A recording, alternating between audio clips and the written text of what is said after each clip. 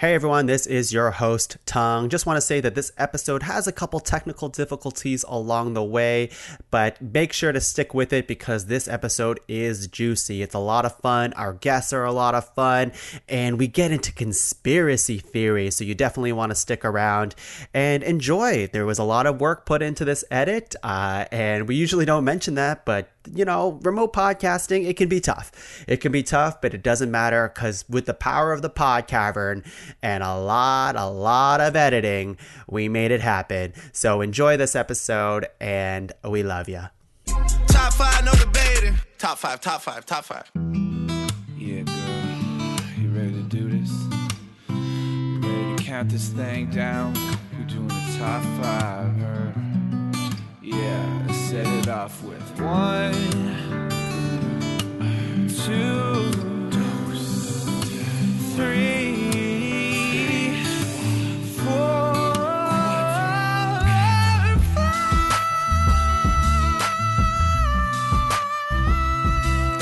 Hey everyone, welcome back to another episode of Ranked Top 5 List of Stuff That Don't Matter. I'm your host, Tuong La, and here we are today in the secret CIA base underground. We cannot talk to anybody around us because we have secrets that we are holding locked behind 3 different vaults. There's a laser grid, there's an Indiana Jones like boulder. If you step on the wrong wire, you will die trying to uncover these secrets from us. But guess what? The CIA was not smart enough because we have the power of podcasts. Radio, everyone. You can download these secrets right to your phone. And here we are. We have an incredible group of people hidden with me in this bunker, socially distanced, of course. But we're hidden in this bunker. And I haven't seen these people physically in forever, and we haven't done a podcast together in since the first year that Ranked was even born. So I'm just excited to bring these group of people together. My first guest, oh my god, how do I introduce this person? He's my big brother. No, it's not true. loves Big Brother Canada. Yes. He is the Bucky to my Falcon. He is, what else is he? He is the peanut butter to my Reese's. Does that work? Tasty. He is the Nem to my Emma. Nem? I don't know. I'm starting to reach. Of course, I'm talking about Stenley Philippe, everyone. Hey, what's up, everyone? So happy to be back. Speaking of secrets, the secret is out. I have 2 new tracks.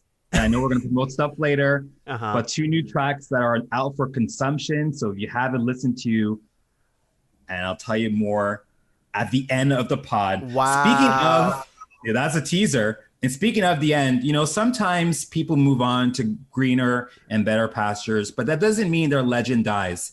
And this next guest that I'm introducing, is a legend at Carleton University, even though she's moved on to greater, better, bigger things. Of course, I'm talking about the one, the only, Patty. Wow. Patty. Wow. Patty. What an introduction. So I have to say, with that introduction, first he goes in right away with plugging his own stuff, which there's a whole segment to that later. So thank you, Stenley. But of course, we could not do the podcast today with the most, excited person about this topic, Patty. Like, you are hyped for this. I am extremely excited. I've really dedicated the last several weeks of my life to this topic. And that's Patricia coming out. I know in our last podcast, we really talked about my identity crisis, having really rebranded to Patricia. That was now like 4 years ago, which is wild. So what do I call you? Patty? Patricia? Patty, of You're course. Back to Patty? Yeah. No, I'm I'm like 100% Patricia, but I feel like Patty's really come out for this podcast. Okay. Just the dedication to the excellence of the content that I have curated for us today. Like, that's all Patty. Wow. Yeah. Wow. Hopefully throughout this podcast, we will learn the difference because I'm still unclear. It's all the same person to me. A lovely human being, of course. Patty, can you introduce the very last guest of our show? Yes. She stays and continues to be my inspiration for everything. style icon, the voice of a literal goddess. It's the one and only Stefanie McBurns. Oh, wow. Agreed. Introductions. Agreed with everything you It's the just said. truth. Yeah. Wow. Oh my goodness. Stephanie, or Steph, how does it feel to be not only have the voice of a goddess, but since we've last talked to you, become a goddess? Become a goddess. Yeah. How does it That feel? high ponytail speaks for itself. Right. Oh, Yeah, thank you. and that background is goddess like. Yeah, Well- let me just describe this background. Stenley's been really fixated on Steph's background, which is just a gray wall. Yeah, it's literally a gray wall. There's a shelf that comes up to my shoulders as I'm sitting, and then I have $2 store. I don't even know, like they're just from the dollar store. They're very nice, They're but like Stenley thinks they triangle look like. frame things that maybe Yeah. look like they would hold a candle. Well, they do have like an empty, hollow center so that you can put like succulents and stuff in them. I think, Or that's what it's offerings to the goddess. Yeah. for. Sure, but it's very plain. It's very generic. I love painting, and I know that color. It's not gray. It's goddess gray. Wow. wow. Wow. Guess what? You are Beautiful. definitely rocking the goddess look today, Steph. My goodness. Like I did put some effort into the makeup, so maybe I'm just saying you're feeling my effort and I appreciate I'm glad that. you put on makeup for this audio format. We can really feel it, and same with everyone at home. They know you are wearing, and you're just bringing your A game. Where, frankly, I don't want to downplay anyone else, but we look like we're a little bit haven't been sleeping. You know, I am literally sitting on a floor. So. and Steph's like sitting on a cloud or on top of like her followers. Like poor people. They're just I don't know. They have to lift her from like this giant elephant or something like that. Absolutely. Steph, the offering holders that you have, what do Yeah. you accept as an offering? I will take some wine, anything to the gods in that regard. To see, I was wondering if you were drinking, and now I'm like, I feel like I need to go and grab myself something too. Maybe in the second half you can all Yeah. grab yourself, and then we can drunk argue. Great. Except for My me, plan. I'm doing a dry April like an idiot, so that's what I'm doing. It's okay. I respect my body. It's like a temple, so you know. I applaud your effort.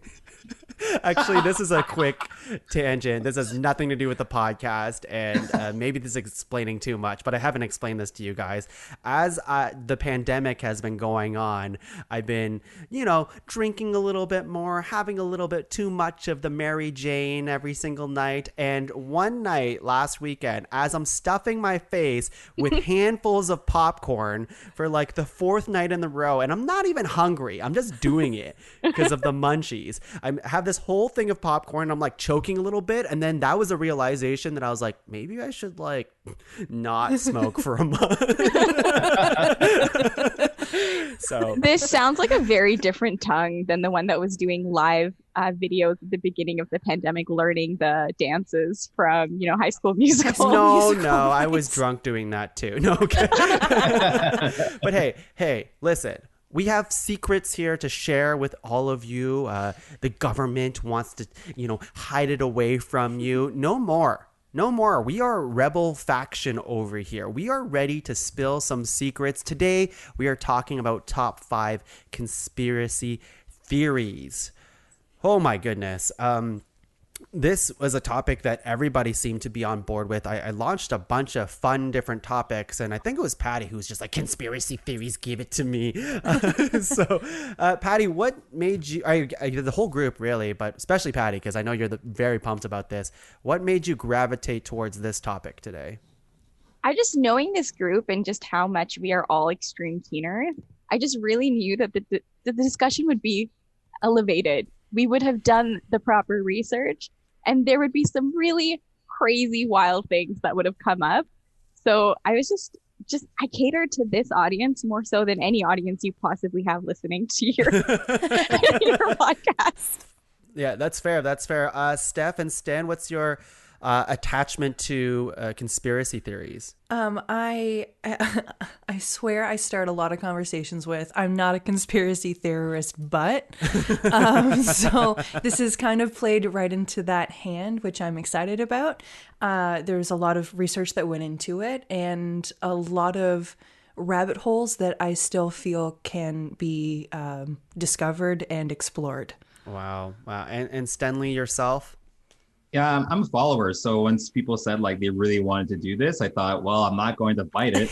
And I actually love it. I mean, I got to be honest. I didn't do as much research as a Patty or Steph, but I feel like I've got some good gems here that maybe we forgot about, but we shouldn't.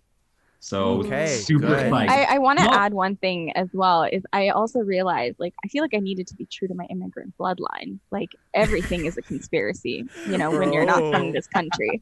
I feel like we're really gonna get into it today. Oh yeah, we'll see. We'll see. For myself, like I've always like, it's always been interesting reading about conspiracy theories, but I've never been like super, down the rabbit hole as some. Like I would watch like a late night comedy segment on a conspiracy theory and laugh with it and like kind of get to know the newest and weirdest ones for sure. But I never really spent enough time digging into it. And Patty, it's really flattering that you would say I would do a lot of research for it. I started doing it like maybe this morning.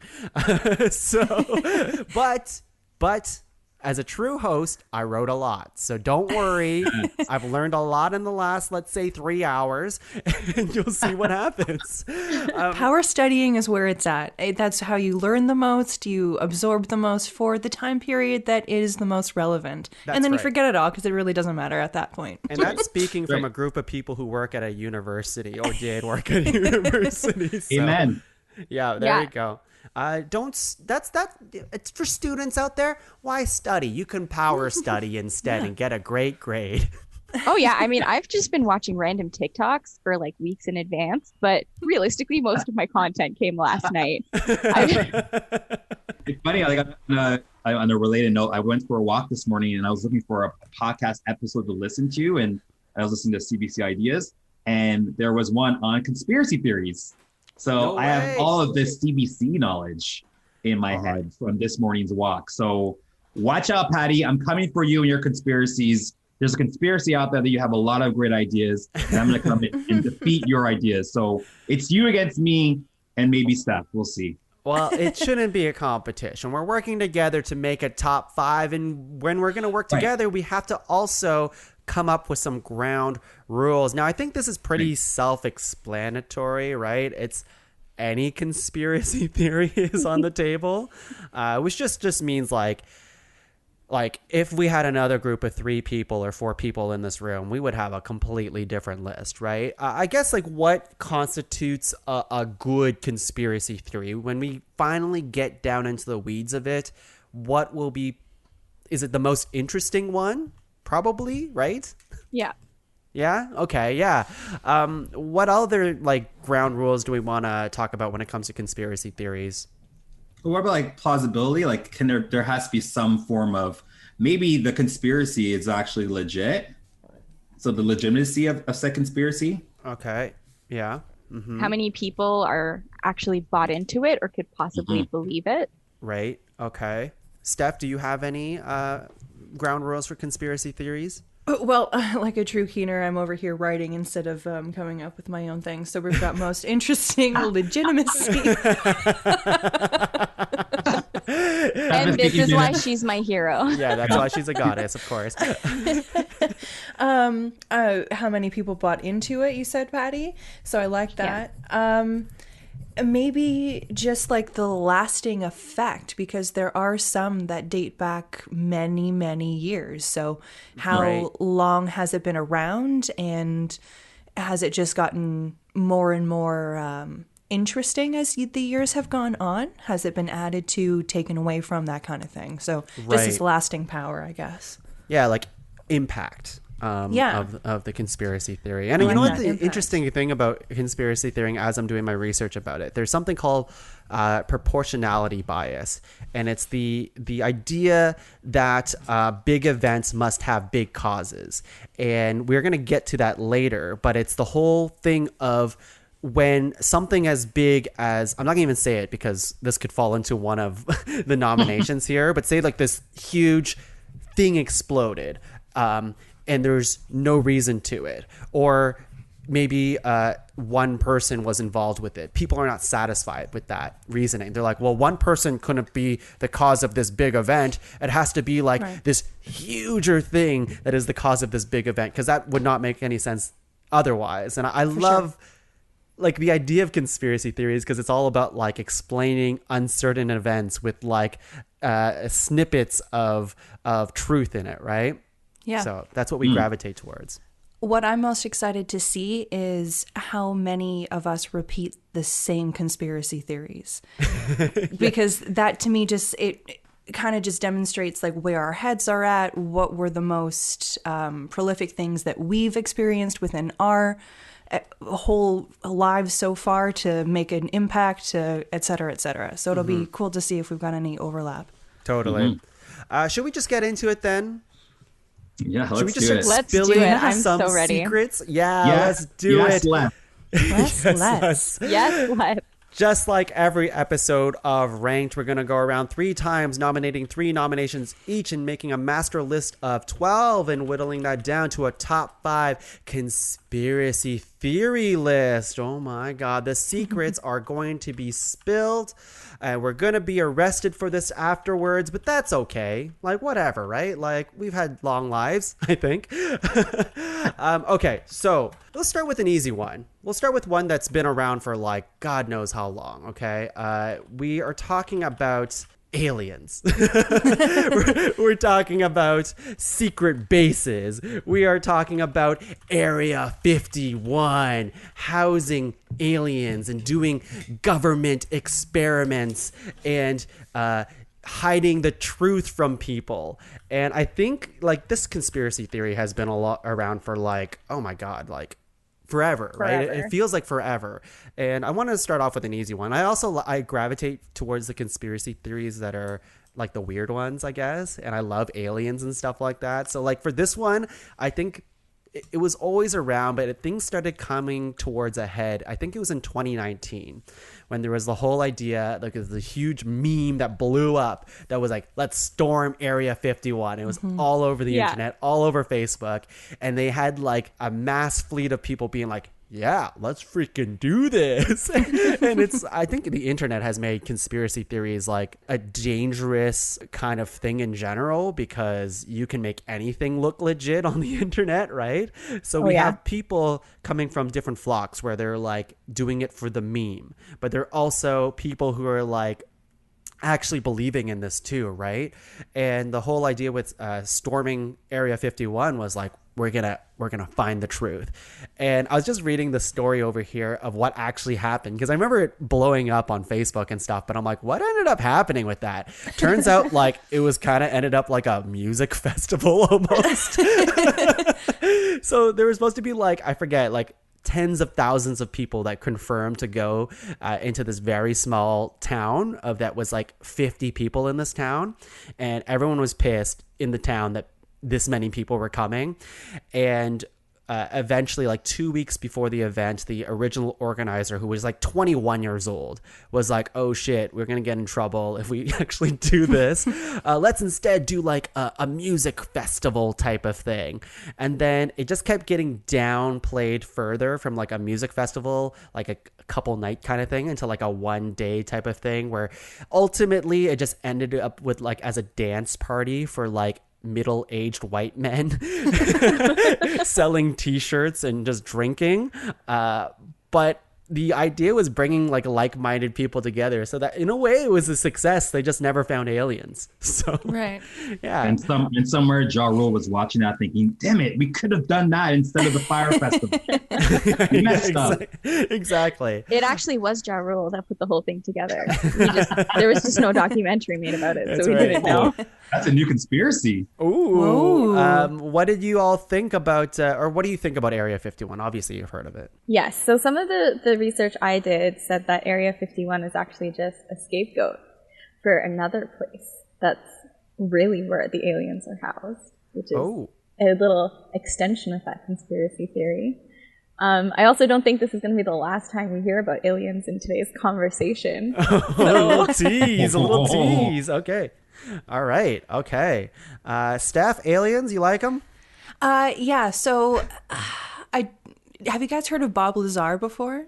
Love Bob Lazar. Love Okay. No, Okay. I haven't. So this guy claims that he worked in Area 51, that he has seen aliens, that he's worked on aliens, that he has seen alien like paraphernalia, like communication technology, mobility, all of that kind of stuff. So just like all of it. But he has been widely discredited from people saying that he didn't actually go to the school that he went to, that he doesn't hold the degrees that he holds, that he's not actually a PhD, that he's not a doctoral candidate or that he was or whatever, that he never worked for the government. He's literally been completely scrubbed and wiped from all records and databases. So he says that he is a PhD and he's a scientist. He has worked here. He has seen all of this before, but he doesn't exist elsewhere because he has purposely been scrubbed because he has come out to discuss all of this. Whoa. Yeah, he's got a documentary on Netflix. It's pretty compelling stuff. You know, I'm Team Alien. I think they're out there. I think they're among us. And they're awesome.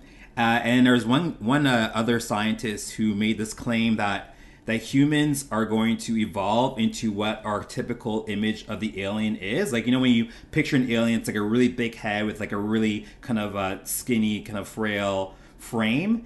And when he thinks, what he's saying is, you know, our evolution is linked to whatever's happening in our society. And right now we're all on our phones. So we're constantly consuming information and data. And so that's going to cause our brains to expand and expand and expand. And we're not doing anything else. Like we're not moving, we're not active. And so our bodies will need less and less nutrition to survive. And so we are going to evolve into what that alien figure looks like, which then speaks to, well, if we are going to be that, maybe we already are that. And some people in that futuristic world was able to time travel back to today and implement all of these wicked ideas, aka Area 51. It's real. This sounds like an extension of the plot line of Interstellar. Oh God, let's not. I remember Sten was a really I don't want to get into You Interstellar. just tickled me fancy there, Patty. Just not great of a film. Sorry, Sten. Sten, what is your first nomination? All right, so I was like-minded with Steph in thinking that we're gonna have a lot of similarities, and I did have aliens on my list, but I want to go a little bit different. I think there's one conspiracy that is still out there that some people are still really fascinated by, and that is, who exactly is Becky with the good hair? Now, Yes. for those of you who are not familiar, let me just set the scene, okay? So, Beyonce, and if you don't know Beyonce, well, what have you been doing these last 40 years? But one day, Beyonce went to this thing called the Met Gala with her husband, Jay-Z. This was in 2014. They're having a great time, I'm assuming. They're partying, everything. They go into this elevator with this other person who happens to be Beyonce's sister, Solange. And then we get, via TMZ, the video that shook the world, where Solange attacked Jay-Z. Jay-Z didn't move. Well, he did flinch. He got hit a few times. Beyonce did not flinch. And then it sparked all this controversy of, well, why would Solange attack Jay-Z? Now, there have been rumors about Jay-Z's infidelity, but then Beyonce released maybe the greatest album ever, Lemonade. And in that album, she drops the line that breaks the internet. The line goes, "He better call Becky with the good hair." And then the conspiracy of all pop conspiracies was launched. So you might be wondering, who is the woman in question? Well, here's a list of potential Beckys. Rachel Ray, Rita Ora, Lori Loughlin, aka Aunt Becky from Full House, Liv, Rihanna, Taylor Swift, Tori Kelly, Claudia Sheelan, Casey Cohen, Patricia Eddu, The list goes on and on and on. So we still don't really know who Becky is, but I think this is a conspiracy that we should dive into. That's my first nomination, Becky with the good hair. Wow, I was, going from aliens to Becky with the good hair is something I was not expecting today. And certainly I didn't think Patty would have been associated with Jay-Z or Beyonce in the first place. So should we nip this in the butt right now, Patty? Did you do it? I can't say. And that's all I can say. Okay. All right. Steph, Becky with the good hair, has this been plaguing your brain since you've started researching conspiracy theories? I can't say since I've been starting to research conspiracy theories, but I do certainly remember sitting in a hotel room watching Lemonade and exclaiming very loudly out loud for anybody who was in the room adjacent to mine to hear that I was shook about what I had just seen, what I had just heard. It really did start a ripple effect on the internet of people defending Beyonce. It's like, who the fuck did this to Beyonce? It was a bit of a thing. So I get where Sten is coming from. It hasn't necessarily plagued me, but at the time, I was very deeply involved in it. I will admit that. Yeah. I dropped a lot of money to go to that concert tour. The Lemonade concert tour? The Lemonade concert tour. Oh my God, that sounds expensive. And it was extremely expensive to get the seats I got because I was very invested in this specific conspiracy theory, Patty, which I think says that I was not the one. So, am I allowed to ask, because I'm very curious how much something like that would cost to see Beyonce up close? I feel like it would be in the 500 range. You know what? I did some shady stuff and I think we got the tickets for maybe 200 to 300. Oh, Okay. that seems And reasonable. this was in the Rogers Center, and we were like, she was right. Like, obviously, I wasn't on the floor or anything like that, but we were like in the 100 section. Wow. Okay. Like some of That's- her that's sweat from her reasonable. hair reached your face and stuff like that. I mean, we accidentally got way too drunk to remember the concert. So the real conspiracy theory is who laced my drinks. Oh no. Oh no. It was actually a Solange concert, but she thought it was a Beyonce show. And it was $20, not $200. Right. Solange is exactly. great. I'm not trying to diss Solange on this podcast. I'm just saying, Beyonce. Becky with the good hair. Really left field nomination, Sten, but I Yeah. love it. Patty, what do you have as your first nomination? Okay, I'm very excited for this one because it's one that I've been personally passionate about as well for a while. It's another pop star conspiracy theory, and it's about Avril Lavigne, which I think will hit home for some of us because I'm sure there's some other Avril fans on here. Steph, I was really banking on you being the other Avril fan, so hoping that's you. Really? That's... I think that's an odd expectation from me. I just was hoping that you would be into Avril. Maybe when I was in high school, but... The Damn Avril it. Lavigne tie, dressing up like a skater boy. I see could it. totally see that. Just like That's badass so Steph. Yeah. I wish that I had that kind of spunk, but no, sadly, that's never how I ever dressed. Oh, I'm desperately disappointed, but I'm sure I'll survive. I was just like, that's got to be the natural evolution of Steph. Like, she's just such a badass. She must have done the tie and tank top thing in high school. That's great. But anyway, so Avril was very close to my heart as an angsty young, 10-year-old. And there is a theory that Avril actually died in 2004.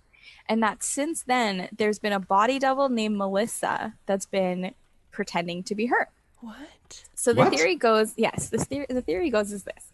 And I've totally bought into it. So we all know Avril was struggling with fame back in the early 2000s. And as most celebs do, she hired a body double named Melissa to start pretending to be her, at public outings.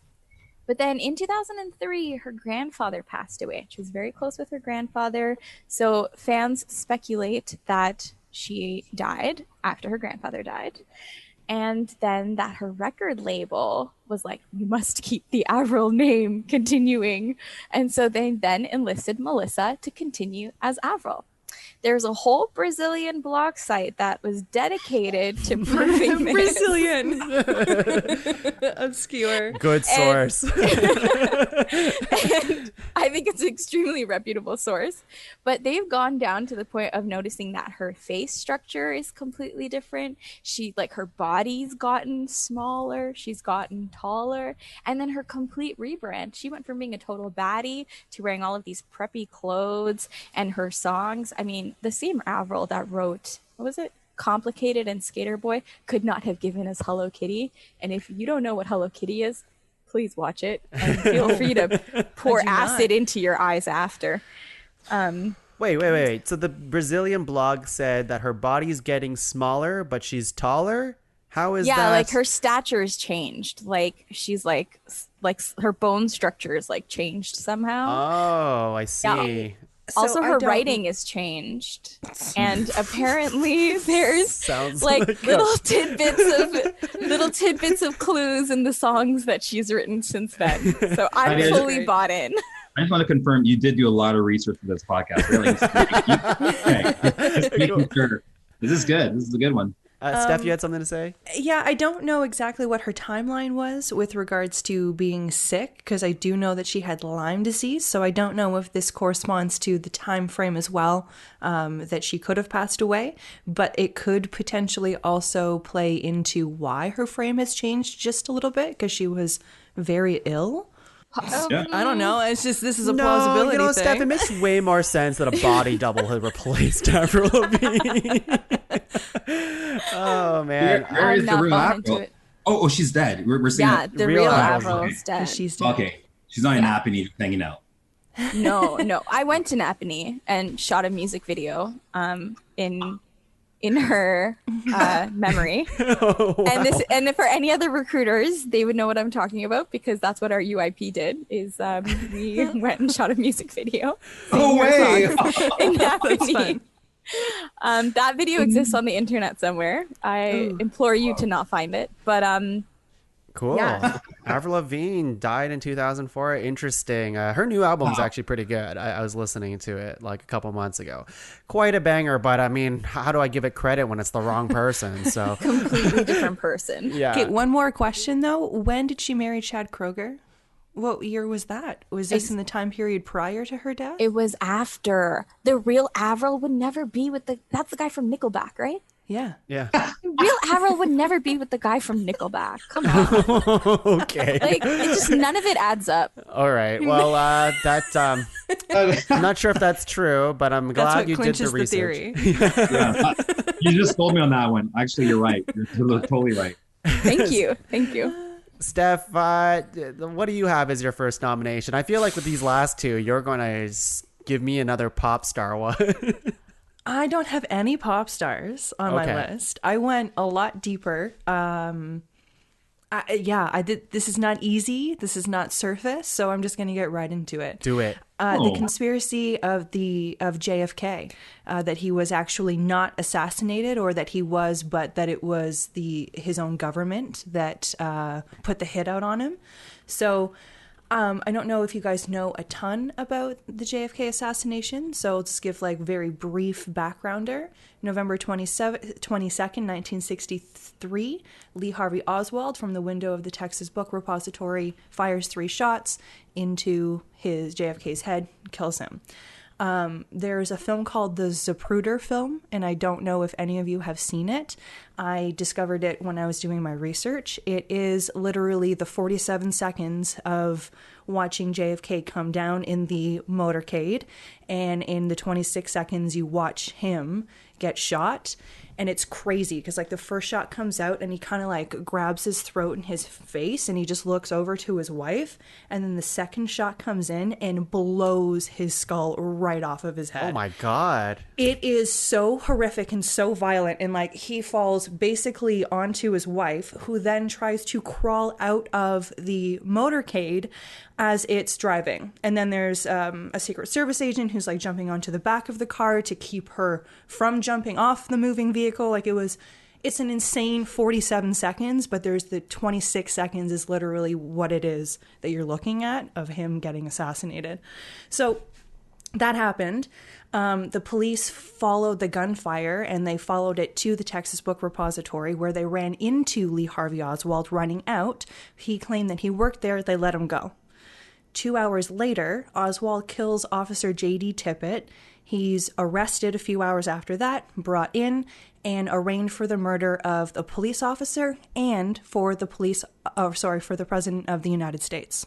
Now, he claimed that he didn't actually kill either of these two people, but Oswald had a bit of an eclectic past to begin with. He had wanted to carry out assassination attempts on other people. There's documentation of this, so it's not like he was completely innocent in that regard. It's easy to place him into certain areas, but there's a lot to say that he was apparently a CIA agent, and the CIA was the one who hired him to carry out the assassination of JFK. There are people that say that the mafia was involved and that they were the ones who killed him, and that it was actually not Oswald, and that it wasn't 3 shots, it was 8 shots. Like, the amount of theories that surround this, there's just so much content surrounding it. It's insane. You can focus on all your content on Lee Harvey Oswald, or you can focus on the ballistics, or you can focus on the way that his skull was blown off. You can focus on so many different elements of this, and you will find so many different theories from there. Some of the things that I had found was just like, some people said that the mafia did it, and then there's theories surrounding people called the dark complicated man, the badge man, black dog man. Like, they've got so many different theories about people who could have been there, who might not have been there, how many shots were fired, how many shots were not fired, why he was murdered, why he wasn't. Then 2 days later, Oswald being shot and killed by Jack Ruby, who was a nightclub owner. So his connections to the mafia that he had, they're like, well, clearly there was something to do with the mafia because he had to kill Oswald because of whatever. Like, there's so many wide-ranging theories. It's insane. And people have just dedicated so much of their lives to this exact conspiracy theory. He's dead, clearly. I mean, he hasn't shown up anywhere. Loose lips. Nobody has said anything about being involved in this. So who the hell knows if, it actually happened or not, but obviously it did. But why did Oswald do it? What was his motivation? Why did Ruby kill Oswald? Like, there's so many unanswered questions that go around this too. Steph, you make this sound so interesting. The way you did your research, all of us are like just in awe of just like, wow, she's explaining. Steph really did her research, and I was thinking that the whole time. Can I also add that like your background goes really well with what you just said? Like, it just, that tone, you had that tone from the get-go. Wait, the like her wallpaper background, you mean? Yes, the God is Grey. Yeah, God is Grey. Also, Steph, I know you said that you introduce yourself being like, I'm not a conspiracy theorist, but I think you should just own it, because you should just start every conversation with like, hello, Stephanie McLean, professional conspiracy theorist. Professional conspiracy theorist. That's hilarious. Yeah, this was on my list too, Steph. Okay, obviously, cool. this was like such a huge thing, and I was like, well, do I want to go this route? Because like for me, I like to go with like fun conspiracy theories, and there's like ones that are like, I'm happy you brought it up, because obviously it's such a big one. It's still talked about this day. I heard Melissa replace JFK in a conspiracy theory, like it's Avril Lavigne's body is JFK. It's so weird. But JFK was Becky with the good hair. This conspiracy theory runs deep, man, all the way to the top. It definitely does. It's funny though that podcast I was listening to this morning, they were talking about the golden era of conspiracy theories and whether or not we're living it right now because we have access to so much information. But then they went back to the kind of assassination period in American history where like JFK and MLK and Malcolm X and a lot of really important historical politicians and figures were killed, and they're all kind of linked in some way, shape, or form to the CIA perhaps being behind those killings. So it's so they kind of argue that is like the peak of what we know as conspiracy theories. So for sure. And that was 60 years ago. Mm-hmm. Yeah. And we've been in a tailspin since. Well, that was the thing that I thought was so interesting. So 2 years after JFK was killed, the Warren Report was published that assured the public that there was absolutely no conspiracy to kill JFK. Because obviously they want the public to be relieved that the government isn't trying to kill their own president, clearly. Right. They really wanted to make sure that everyone knew that Oswald had acted alone and that he had fired 3 shots and that no one else was there. But then 15 years after that, the House Select Committee on Assassination released a report saying that Kennedy was probably assassinated as the result of a conspiracy and throws everything into chaos. They alleged that there were 2 gunmen and 4 shots were fired, not 3. Like, there were so many reports that were released. It was so funny, and they all kind of contradicted each other. So everyone remains in...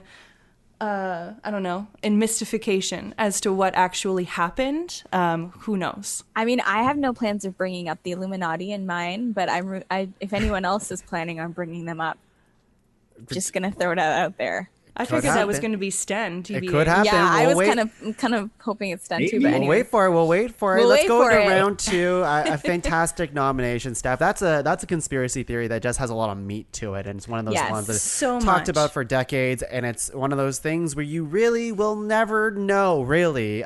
No. But it's interesting to hear all these different perspectives and thought processes with what happened. But with round 2 here, we're taking it in a different direction, baby. We're going to, for me, another weird one. Well, my first one wasn't that weird. It was pretty standard weird, but let's go a little crazier. I really like this conspiracy theory. I think it's absolutely ridiculous. It's just such a... I don't know how to explain it besides ridiculous. Okay, so like what people think is there is a subset of the elite out there that are reptilian people. So I was hoping this one would come the up. Reptilian elites, including Queen Elizabeth II is one. They're all under this humanoid lizard group called the Anunnaki. And yeah, they're world leaders, public figures. They are responsible for the Holocaust and 9/11. And it all came from former BBC sports presenter David Icke, I think it's pronounced. He also believes like George W. Bush and Bill Clinton are also lizard people too, and they're all here to for gold, I guess. I don't know why lizard people need gold and in general, but I think it's awesome. And I mean, it's been talked about a lot, but some people were like, oh well, maybe they're like, metaphorical lizards. And then this David guy is like, no, real lizards. So I thought that was just awesome. And that's the conspiracy theory. It's still an ongoing thing right now. People really believe this. And what do you guys think? Do you guys believe in reptilian humanoids? Okay, but I have one question before we get into this. So what constitutes them believing that they're reptiles other than this need for gold? That's all I know. They want to enslave the human race. So we know the motivation behind what they think these people want to do, but I don't really understand the lizard connection. Like, there's no physical characteristic that they are looking at a lineup of people and then picking out 3 out of the 9 because they can see something that says that they're a lizard? I did not get to that part. No, okay. I just see that this guy really believes that these people are lizards. So, okay. Yeah. Just personal conviction. I love it. Yeah. There has to be. Who loves gold more than lizards? So. I mean, I'm pretty sure that's scientific fact, but all it takes is one man to really get a movement going. Patty, you've heard of this? Sounds like. Yes, I read about it a little bit during some of my research. I honestly was like, this is not compelling enough. I think it's so funny. Like, I was just like, exactly what Steph said. Like, other than the whole gold thing, like, what else do we really have to go on that anybody could be a lizard? I mean, Queen Elizabeth is in a country where does sun come out there? I don't know, and I feel like lizards need sun, so it didn't add up for me. That's where it doesn't add up. I like it. Yeah, it's the sun. That's fair. Like, I like this conspiracy theory because of how outlandish it is. It's definitely not one of those ones where I'm like, oh, I mean, maybe to some people out there, for sure, they believe in lizard people, but for me, I just like the idea that people think there are lizard people out there. Sten, what do you think? Lizard people, yes or no? Well, since I believe in aliens, I gotta go all the way in. So yeah, why not? Lizard people, there must be a lizard hospital somewhere where these lizard babies are born and nurtured and become lizard kings and queens and presidents and all alike. So yes, I am all in for lizard people. I need some gold myself. So if there are any lizard people that are listening, hook me up with some gold. I'll join your lizard colony. Like, I'm definitely down for that. So right. Yes. I think. Wait, I have a question. Mm-hmm. So are they born lizards and then born into these roles, or are they born as lizards in a different community somewhere else, and then they replace the human versions at a certain peak point in their lives? Skrulls. You want to know what that? Oh, yeah, maybe you do.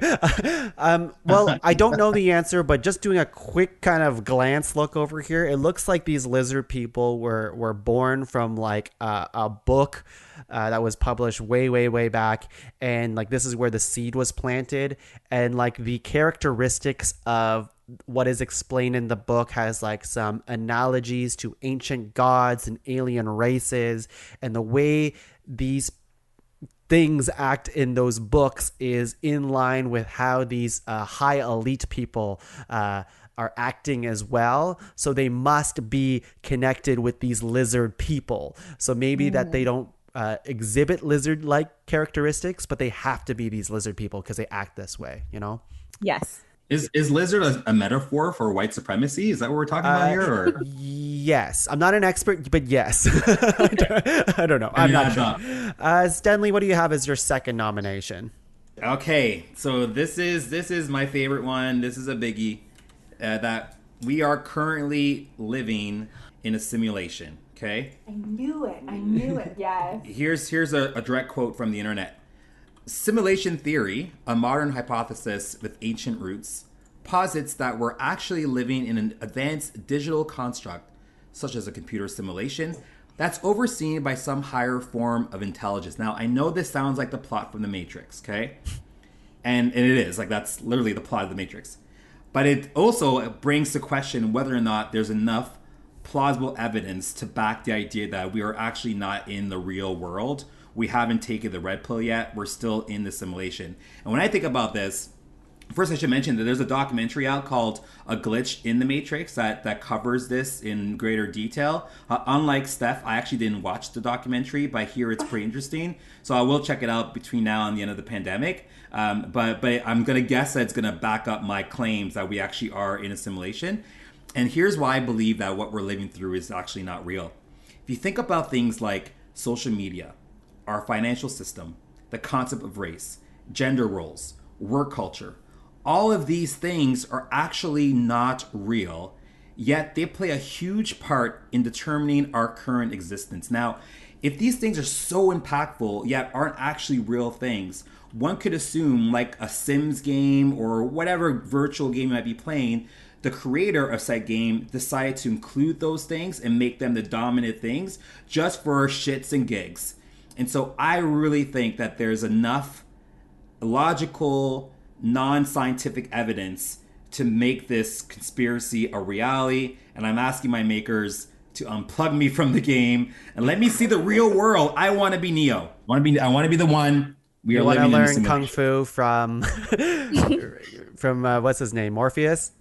Yes, I want to dodge bullets. Okay. All right. Simulate. I've heard this one many times. I mean, there's Matrix, of course. A Truman Show is kind of like in line with that as well, where actually this has kind of been happening to me lately. It is a little tangent, but like there's this one woman just kind of around her neighborhood. No matter when I take Captain Meatball out for a walk, she's just around the corner going on her own walk. And it's bizarre. It's like no matter what time of the day, it's just like she's just walking. And I'm like, oh my God, I'm in the Truman Show. This is crazy. So there you go. I had a very similar experience. I would go to I pee a lot. I drink a lot of water. I pee a lot. So I am in the bathroom a lot and I don't know what it was.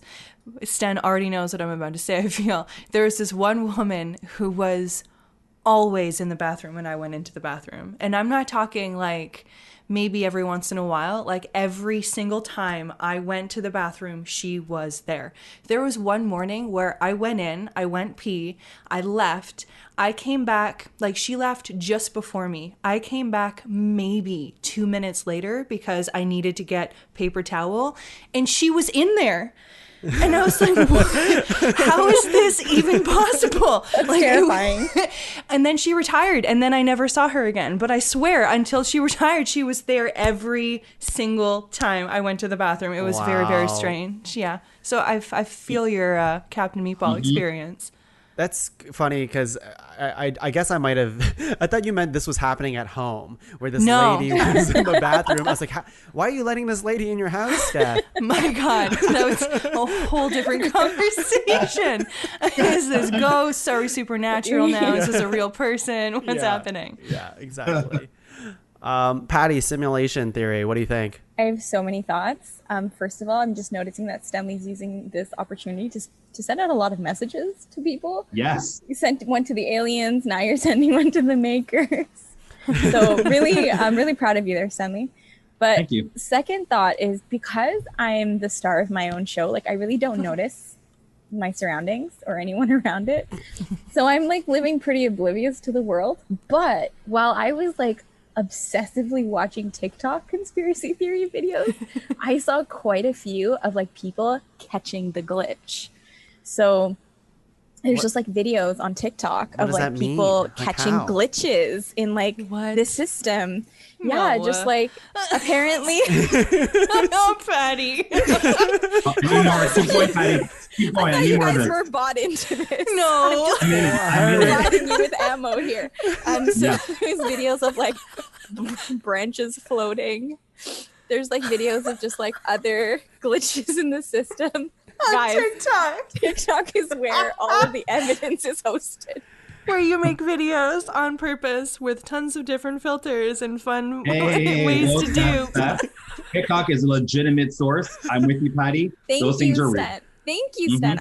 I'm totally bought into it. After I saw the floating branch, I couldn't really tell that it was a branch, but I just took whoever was filming it, I took their words extremely seriously. And I totally bought in. Patty, I'm not bought into that whatsoever, but it is weird. When I did look into a TikTok video, one person was catching a glitch, and when they held out their hand, it was like this lady that was in a bathroom, and it was just such a strange thing to be able to catch a lady in a bathroom, you know? So maybe there's something to it. Yeah, that was Steph. That was Steph's glitch. Oh, wow. Apparently, wow. That's deep.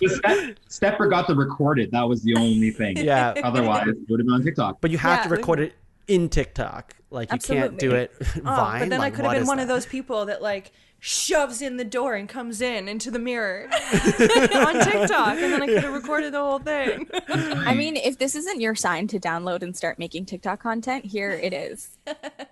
Interesting. Patty, what is your next, I assume has to be a TikTok nomination of sorts? It is not, but I am very excited about this nomination. I told you we wouldn't be hearing the last about aliens, and I wasn't wrong. But this is an extremely specific alien conspiracy theory, okay? And this states that Nikola Tesla was actually from Venus. And I don't know if anyone's heard of this conspiracy theory, but it blew my mind, and I 1000% am now a believer. So I never heard that before. Okay, well, for anyone who doesn't know who Nikola Tesla is, he's a scientist whose inventions led to the technology we enjoy today in our phones, computers, satellites. You know, he created AC electricity, all that good stuff. And his scientific creations, they were said to be considered 300 to 1,000 years ahead of his time. And all of his creations in his later years, they ended up being classified as top secret by the FBI. So last year, there was a declassified FBI report that came out about Nikola Tesla that revealed that he was actually from Venus. This is a real FBI report that came out, and the document said, there was a bunch of it that was blacked out, but this part wasn't blacked out. And it said, the space people visited the Tesla engineers many times and informed us that Tesla was from Venus. brought to this planet as a baby and was left with Mr. and Mrs. Tesla in a remote mountain province in 1856 in what is now Yugoslavia. So some people said that, well, we all know this, but without Tesla's contributions, like the development of half of our world would be at least a century behind where it is today. He had over 1,000 inventions patented on record. Like in 1926, he predicted that people would be able to communicate with each other from anywhere using a device small enough to fit into pockets. That's 74 years before the first smartphone, which came out in 1993. That's like the beginning of it. That's it. That's Venus like, technology right there. That is Venus. So like they think that like there's like all of this Venus technology that Nikola Tesla has like shared with us. And, you know, people are wondering like, why did he share this like advanced like communities technology with us? What does this all have to do? Is it like Earth-Venus relations? So, but this theory is positing that there is a community of people who are very technologically advanced that live on Venus. Yes. Okay. So it's not just that- Tesla. It's like it's a whole more group. people. It's a whole bunch of Yeah. Teslas out there who A are bunch of Teslas that are on Venus. They sent him to us for some reason. We don't know why. He was visited by Venusians often. And he like there's this like woman who says that, I don't remember who she was. She was like his nurse or something like that. That said that like he would often communicate with them and get information from them. It makes me feel like people such as Elon Musk, Steve Jobs, shout out to Kanye West, that these potential people could have come from this Venus colony. They've been put onto this Earth to spread their genius. Now, I'm not saying that I believe in this theory. I'm just saying that maybe it's a theory. Kanye's more of a Mars type of guy. I'm not sure if he's on the level of Venus. He's definitely Venus. He's definitely Venus. What does that even mean, Stenley? Yeah. Let me tell you that, yes, Kanye, Elon, Steve, these are dreamers. These are people that look outside of the simulation, if you will, and say, how do we crack this code and make this world maybe closer to what reality could be if we weren't stuck in the simulation? And we call them aliens, but I call them dreamers. So, yes. And or lizards. And our lizards. Lizards. Let's go back to the lizard thing. I don't know, Stan. Sounds like a bunch of interstellar nonsense. So how about we just move on to Steph? What do you have as your second nomination? Okay, so we're going to go pretty topical on this one, and we're going to hit up the topic of COVID-19. Yes. Too soon. Is it too soon? I just wasn't sure. No, just hit us. There's so many of them. There's an insane amount of them, so I'm just gonna rapid fire go through them because they are all of them? well, like it's just bullet points here. It's just super nutty. So obviously the big one that we know would be leaked from a lab in Wuhan, and that it was created by humans as a bioweapon. I've heard one that it was originally stolen from a Canadian virus research lab by Chinese scientists. Obviously, Health Canada stating that there's no factual basis for that. I've heard that it's manufactured by the CIA and that the US is just trying to wage economic war on China with the virus, and then it just got out of hand and spread faster and elsewhere. They also did this so that they could deliberately sell vaccines against the virus, and then just kind of set up China as looking like a country that virus comes from so that they can, again, get ahead economically. I've heard that it originated in the UK as a population control scheme. I have heard that it originated through a meteor that was spotted over northeast China, and then a fragment of that meteor landed in Wuhan, which started the COVID outbreak. My absolute favorite one would be, though, that it's directly related to 5G. Yes. So they're saying that That's the coronavirus is directly caused by electromagnetic fields and by the introduction of 5G and wireless technologies, and that basically the pandemic's just a cover up for this 5G related illness that is the exact same illness that people are presenting with in terms of coronavirus. So just covering shit up. That's the one I had, the 5G one. I get there's so many COVID conspiracy theories that we can I mean, there's even more than that. I was just looking into it. It's overwhelming. If we had to pick one I assume the 5G one is probably the most fun is maybe not the right word. I think it's kind of fun. It's like, it's interesting. It's kind of, and it's like, really 5G? That's what you think? So how about we go with that? We'll say COVID-19 5G like network or whatever we want to say. Sten, are you using a 5G internet connection right now? Because I'm starting to doubt it. That would explain a lot, actually, if I was. No, yeah, I actually had COVID as one of my like big ones. So I'm glad you brought this up. And for me, it feels like 9/11. Like when 9/11 happened, there was somewhat of a unified stance on it that, hey, we need to all kind of rally as a community, as a North American, as a global community, and really back the ones that were, attacked and the lives that were lost, and really kind of mourn them and try to rebuild together. But then slowly but surely, the conspiracy theorists start to really kind of chip away at what actually happened in 9/11. Actually, I might keep 9/11 for my conspiracy. But with this one, I feel like it's happening in real time, where even though we are still very much in the middle of this, and obviously, like, we all want everyone to be as safe as possible and all that stuff. But there are still a lot of cracks in this, in the handling of COVID, in whether or not it originated, or where it originated from. Why is it so important for us to deal with this now, as opposed to other types of global health crises, like poverty or smoking or other things that do kill people literally every single year. So it's a spicy meatball, I think, and I didn't mean to say meatball, because Captain Meatball has nothing to do with COVID. Yeah, I was gonna say Captain Meatball is the cause of coronavirus. Throw that out there now. Oh no, but yeah, no, it's wild. It's wild. The 5G one though is pretty out there.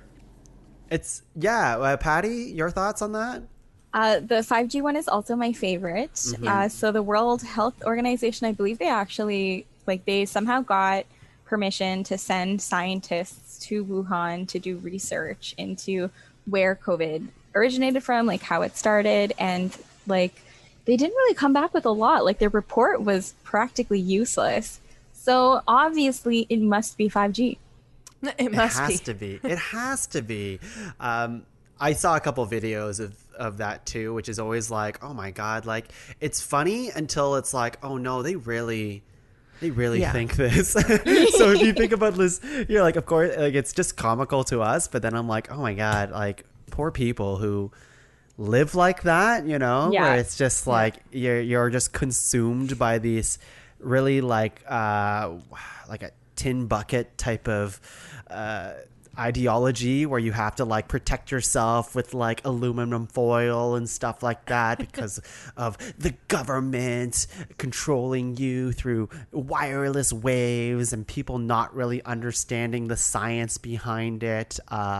Inventing it actually kind of, well, my mom doesn't believe this, but I was gonna say it kind of reminds me of my mother, where my mother's generation like likes to believe in fake science, not like fake news, just like science that they invented in their brain that is not supported by anything, but they are so, this has to be the way because it's what makes them comfortable and cope, It's the information and knowledge they get through WhatsApp University. So, it must be true. It must be true.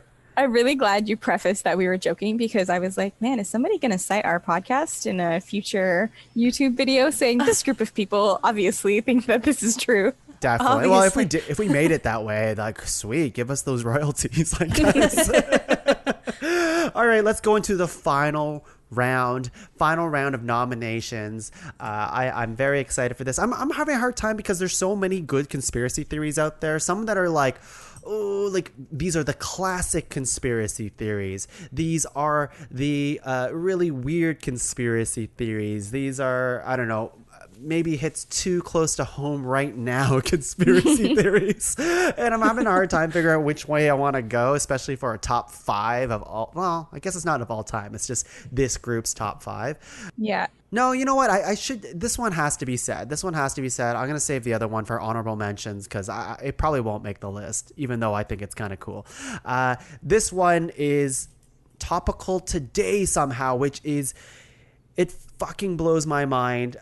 Flat earthers. I was hoping someone would bring this up. I don't.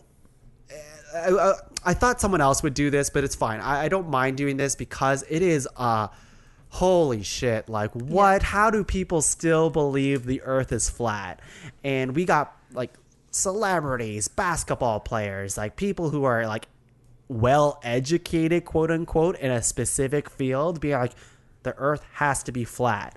I don't understand. And I what do you guys think? Do you guys think the earth is round or flat? Let's hear it from this panel. Let's start, and then maybe this should have been the beginning of the conversation, because anybody who thinks that it's flat, we could have stopped today and it would have been fine. Yeah, exactly.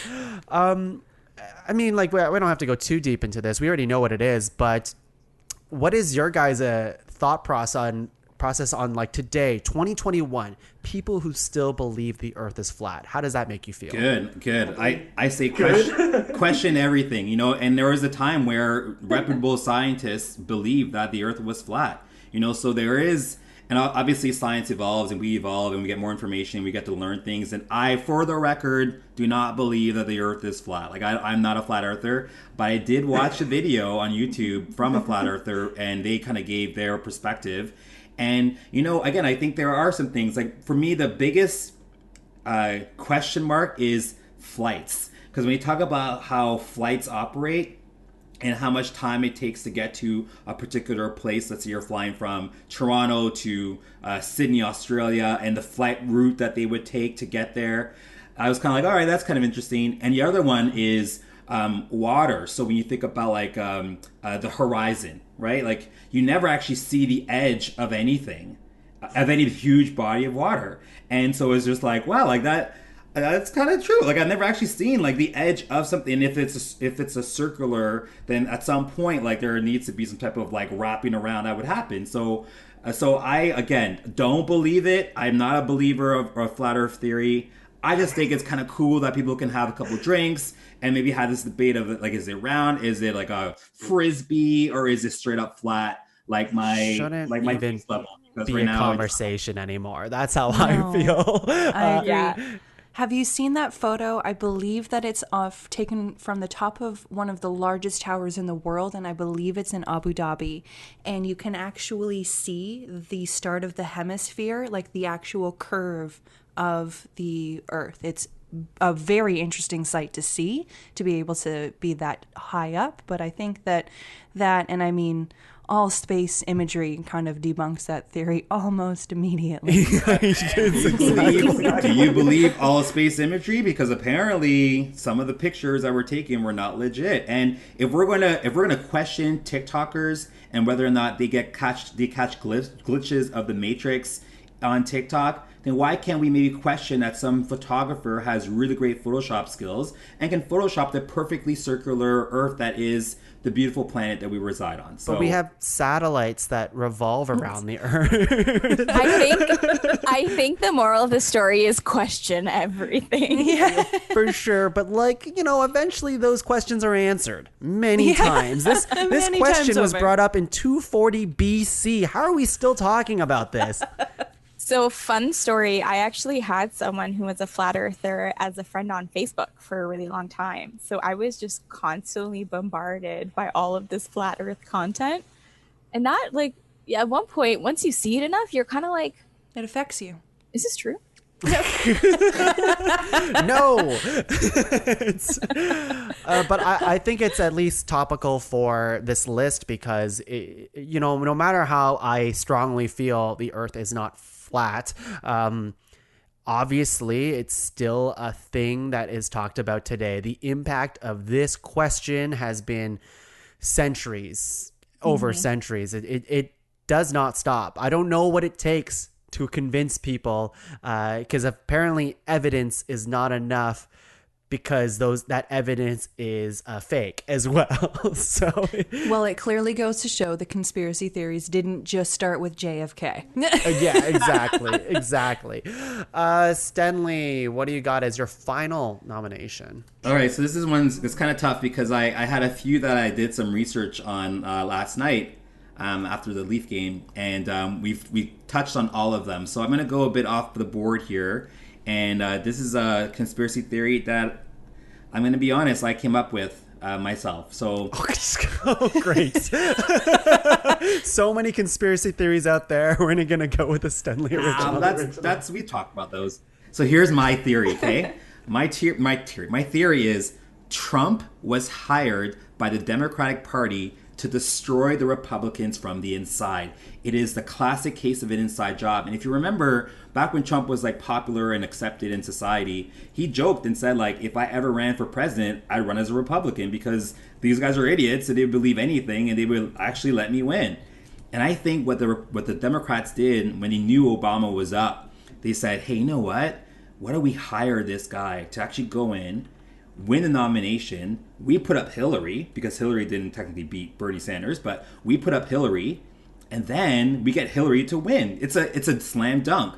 What the Democrats didn't factor in is that the Republican base, and pardon all the Republicans out there, are kind of gullible, and so they can eat up literally anything, including Donald Trump as a viable candidate as president. So I don't think they wanted him to actually become president, but I think it was a setup to destroy the Republicans. And 4 years later, the Republicans are kind of like, you know, flat earth theory. They're still out there, but come on, who really believes in them anymore? So that's my third entry. Wow. Jesus. Plausible. That's heavy. It's plausible. I can get behind that. Thank you. Wow, Stenley, are you like a secret Reddit kind of conspiracy theory kind of guy, just posting theories? Are you Q? Oh no, let's not talk about that. Maybe Patty or Steph will get into it. We'll see. See. But go ahead, Patty. Oh no, I was just gonna say I've heard that theory before. So you're not alone, Sten. So it's not a Stenley original. Not an original. Darn. No, Sorry. OG. Okay. Actually, you know what? I might have heard it too. Stenley, you shouldn't really plagiarize people's work when the internet exists. First, kudos to you. Full credit to you. I'm just going to bring it to the light. Yes. Right. I saw a thing morally related to like celebrities becoming presidents, and you know I don't want to get into a deep hole into this because it's just too much, I think. But Dwayne Johnson the other day posted a picture of himself being like, "Hey, there was like this article that says." That 40% of America want me to become president. And, you know, who would have thought that a man with my color, my skin, my background would ever become president? But if the opportunity ever came up, I would be glad to serve. And it's like, no, wrong answer. Do not get involved in this. No more celebrities as politicians. Agreed. That's just, we all thought it would be fun and games when Trump was, this is getting too political, but like, you know, it's like, oh, you know, a celebrity, a fresh take on politics. And we saw what happened by that, right? We don't need more. I don't care. No. I love Dwayne Johnson, but we don't need, like, that's like me being prime minister. I don't know anything about politics. So, yeah. Well, I will just say, like, and I just want to, again, preface it by saying I don't think Trump should have been president, whatever. I just think that there needs to be more creativity in this process, because for us to just kind of say no more celebrities as if every legitimate politician that was president prior actually did an amazing job solving America's problems is somewhat kind of dismissing the struggles of the BIPOC community or the low income community, or basically anyone that's not part of that kind of 1%, you know, clientele. And so I think that there is value in fresh takes. It's just maybe not the perspective of a racist. Let me just say that, like, it reminds me of a school election, which is only won by popularity. It doesn't matter how qualified of a thing you are. If you don't have a background in any of the stuff that you're applying for, you just want to win so you can have the cred. those are the type of people that I'm trying to like dismiss, you know, like you're not actually in it to help anyone. You're in it because you want your dick to grow, I guess. Yeah. I personally am totally sold if The Rock became the president, but that's because he's hot? Because that's not a good reason. Have you seen The Pacifier? I just feel like those are the qualities of a great leader. Wasn't that Vin Diesel? It was Vin Diesel. Yeah, it was Vin Diesel. So clearly I want Vin Diesel. Okay, well, if it's Vin Diesel, I take it back. Yes, he's the celebrity, because he would just say, you know, America, it's all about family, and then drive off into the sunset. Wait a second. Isn't this like such a good idea? Patty, yeah. Just give me your next nomination. Okay. So I'm going to go, and honestly, guys, I have so many, but I'm going to stick with my theme of just like obscure, really random conspiracy theories that exist on the internet. And this one is that Finland doesn't actually exist. What? Mm-hmm. Yeah. I saw this one. So theorists proclaim that the nation of Finland is actually part of the Baltic Sea. So there's no Finland, it's just the sea. And the people that are claiming to live in Finland, they're actually just living in eastern Sweden or western Russia or northern Estonia. And this was a theory that was born on Reddit, actually. And what people are saying is that Russia and Japan just actually made up the country in 1918. And they created Finland so that Japan could fish the sea that exists there without, you know, getting any environmental complaints or repercussions. And then the fish that are caught in the Baltic Sea, they're shipped via the Trans-Siberian Railway, which exists and was actually built for this purpose. And you know, they ship it from Eastern Russia to Japan. And it's all under the guise of Nokia products, but it's not. It's just fish. Oh God! and if you're wondering, like, wouldn't the other countries like know about this? They do. They're completely on board, and they've agreed to keep it a secret and allow this country, Finland, to serve as a model for a better world, because no country could consistently place first in education, healthcare, gender equality, literacy. They're always on every like best country to live in list, right? So it's just a concept for countries and people to aspire to, and that's Finland. Question, if you wanted to be staying hidden, why would you place yourself first in everything? Wouldn't that draw attention to yourself? Yeah.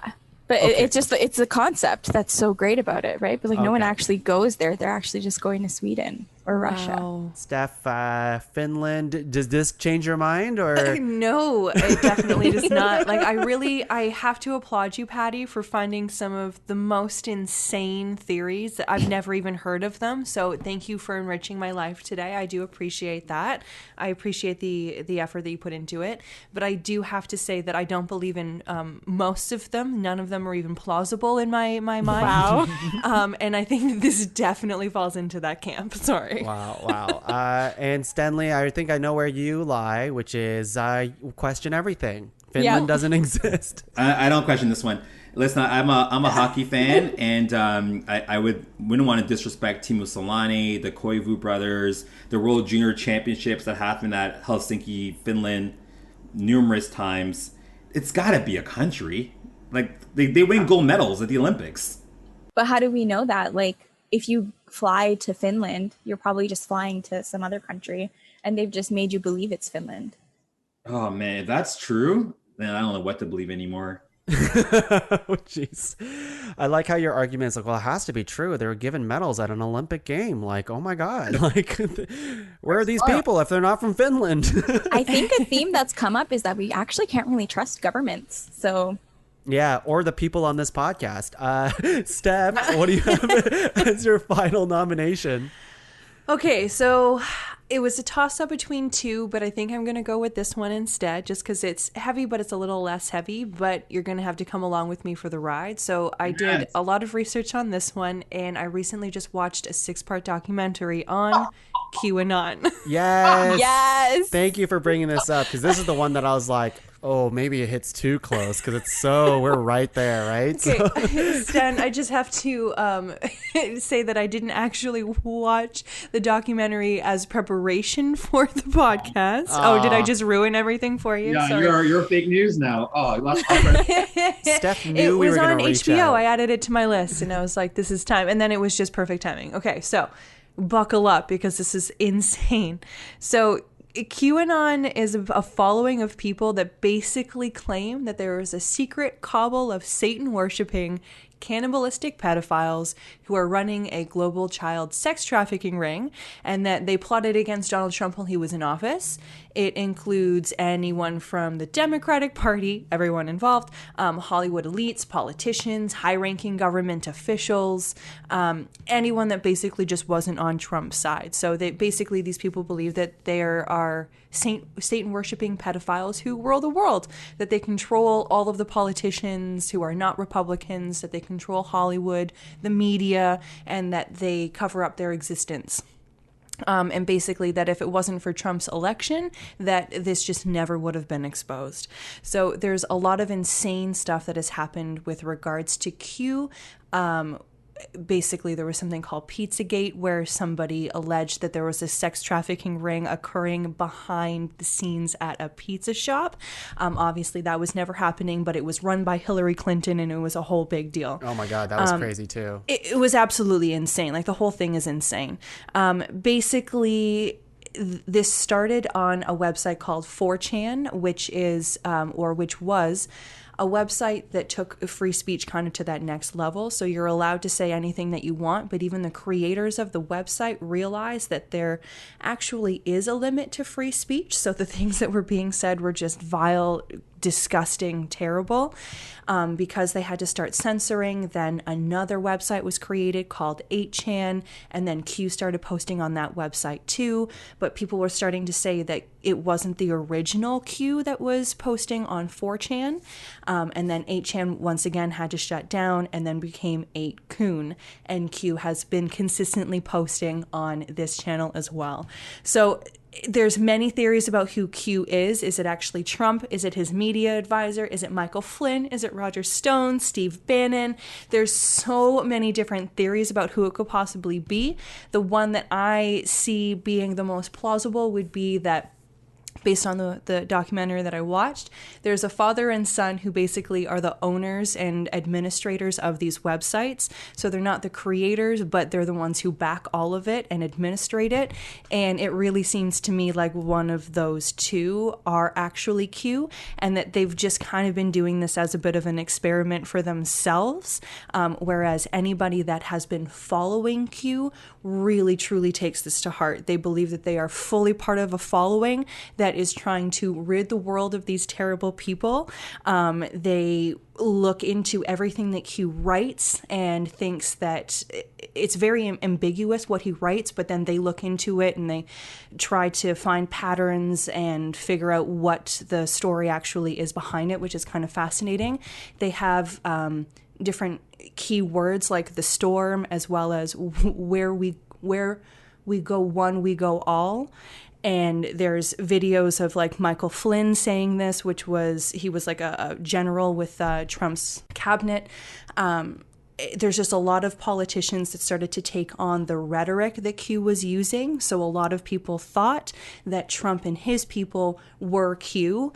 And I have to be honest with you, I almost wish that they were smart enough to be Q and to try to manipulate people in that way to create the base.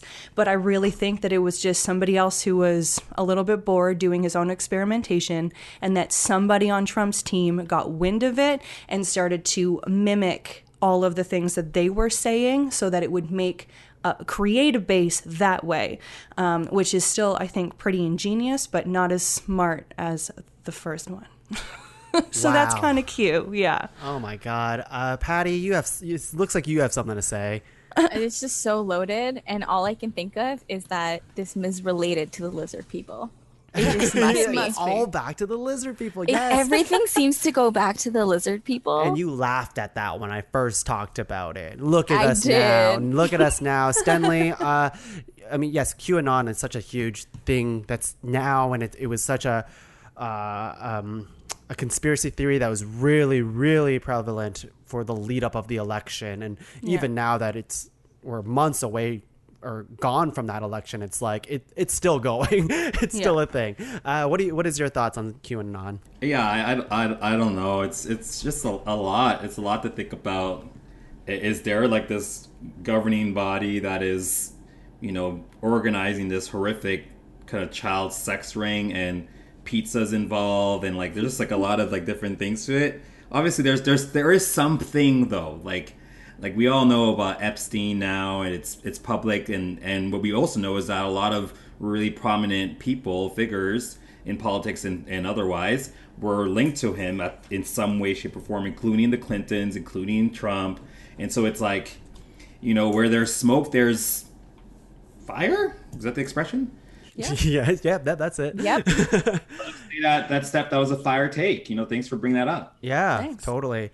Last question. Do you think how Q met their romantic partner, do you think they called it a meet cute?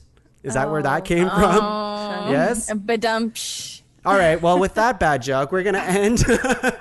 And let's think about our list of 12 here. We have so many conspiracy theories. But when we're back, we got to rank this into a top 5. We'll be back.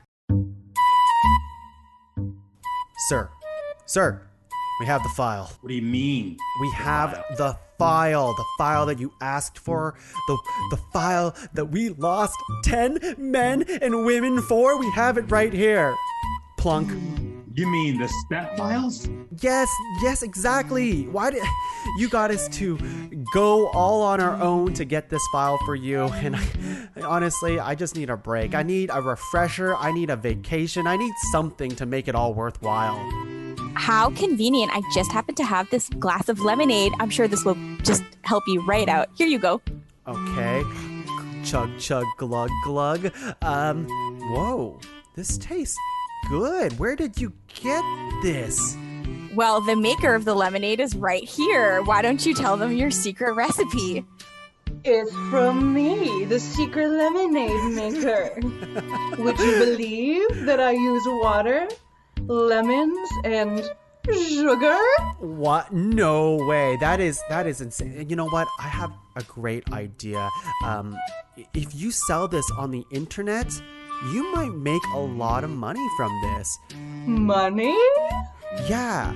And in fact, if I may, if you use, Amazon, we all have our thoughts about Amazon, right, boss? Down with Amazon. Down with Amazon. We don't need it, but we get it. Sometimes it's a necessary evil to some people. So if you're going to buy from Amazon anyways and buy this fantastic lemonade, why don't you put this lemonade on Amazon? The people at home can use the Pod Cavern affiliate link at podcavern.com because we all work for Pod Cavern. That's what their secret base is for. And if you buy anything from the Amazon affiliate link from Pod Cavern, a little bit goes back towards us. How does that sound? Sounds amazing. And lemonade lady, I hear lemonade is elevator proof, which could come in handy. Is that a Beyonce reference? Is that okay? All right. Well, boss, I'm unfortunately with that joke, the higher up said you're fired. So I deserve that firing. And the lemonade person is hired as the boss. So you work for us? I don't know. Ooh, yes. My dreams have come true. You're welcome, lemonade lady. Remember, you're nothing without me. Podcavern.com. Top five. Hey everyone, we are back. We are ready. We just came back from our meet cute. Did it work this time? No? Not really. Not again. Well, no. it's good that 0 for 2 with that joke. I thought it was really good the first time, but if I say it one more time, maybe later, maybe I'll land. Does it help that I am Q? Maybe? It's all been revealed. Yeah, I'm willing to reveal myself just for the joke to land. I know I've been in hiding for a while, but give me something, everyone. So every time you meet someone, are you like, me cute? Yes, I tell them that. I also tell them I'm Q, and it's really not going well. People don't believe me, and now the government's after me, so that's great. Everyone, we are still in this bunker. We are still revealing secrets, even though I just revealed I'm Q.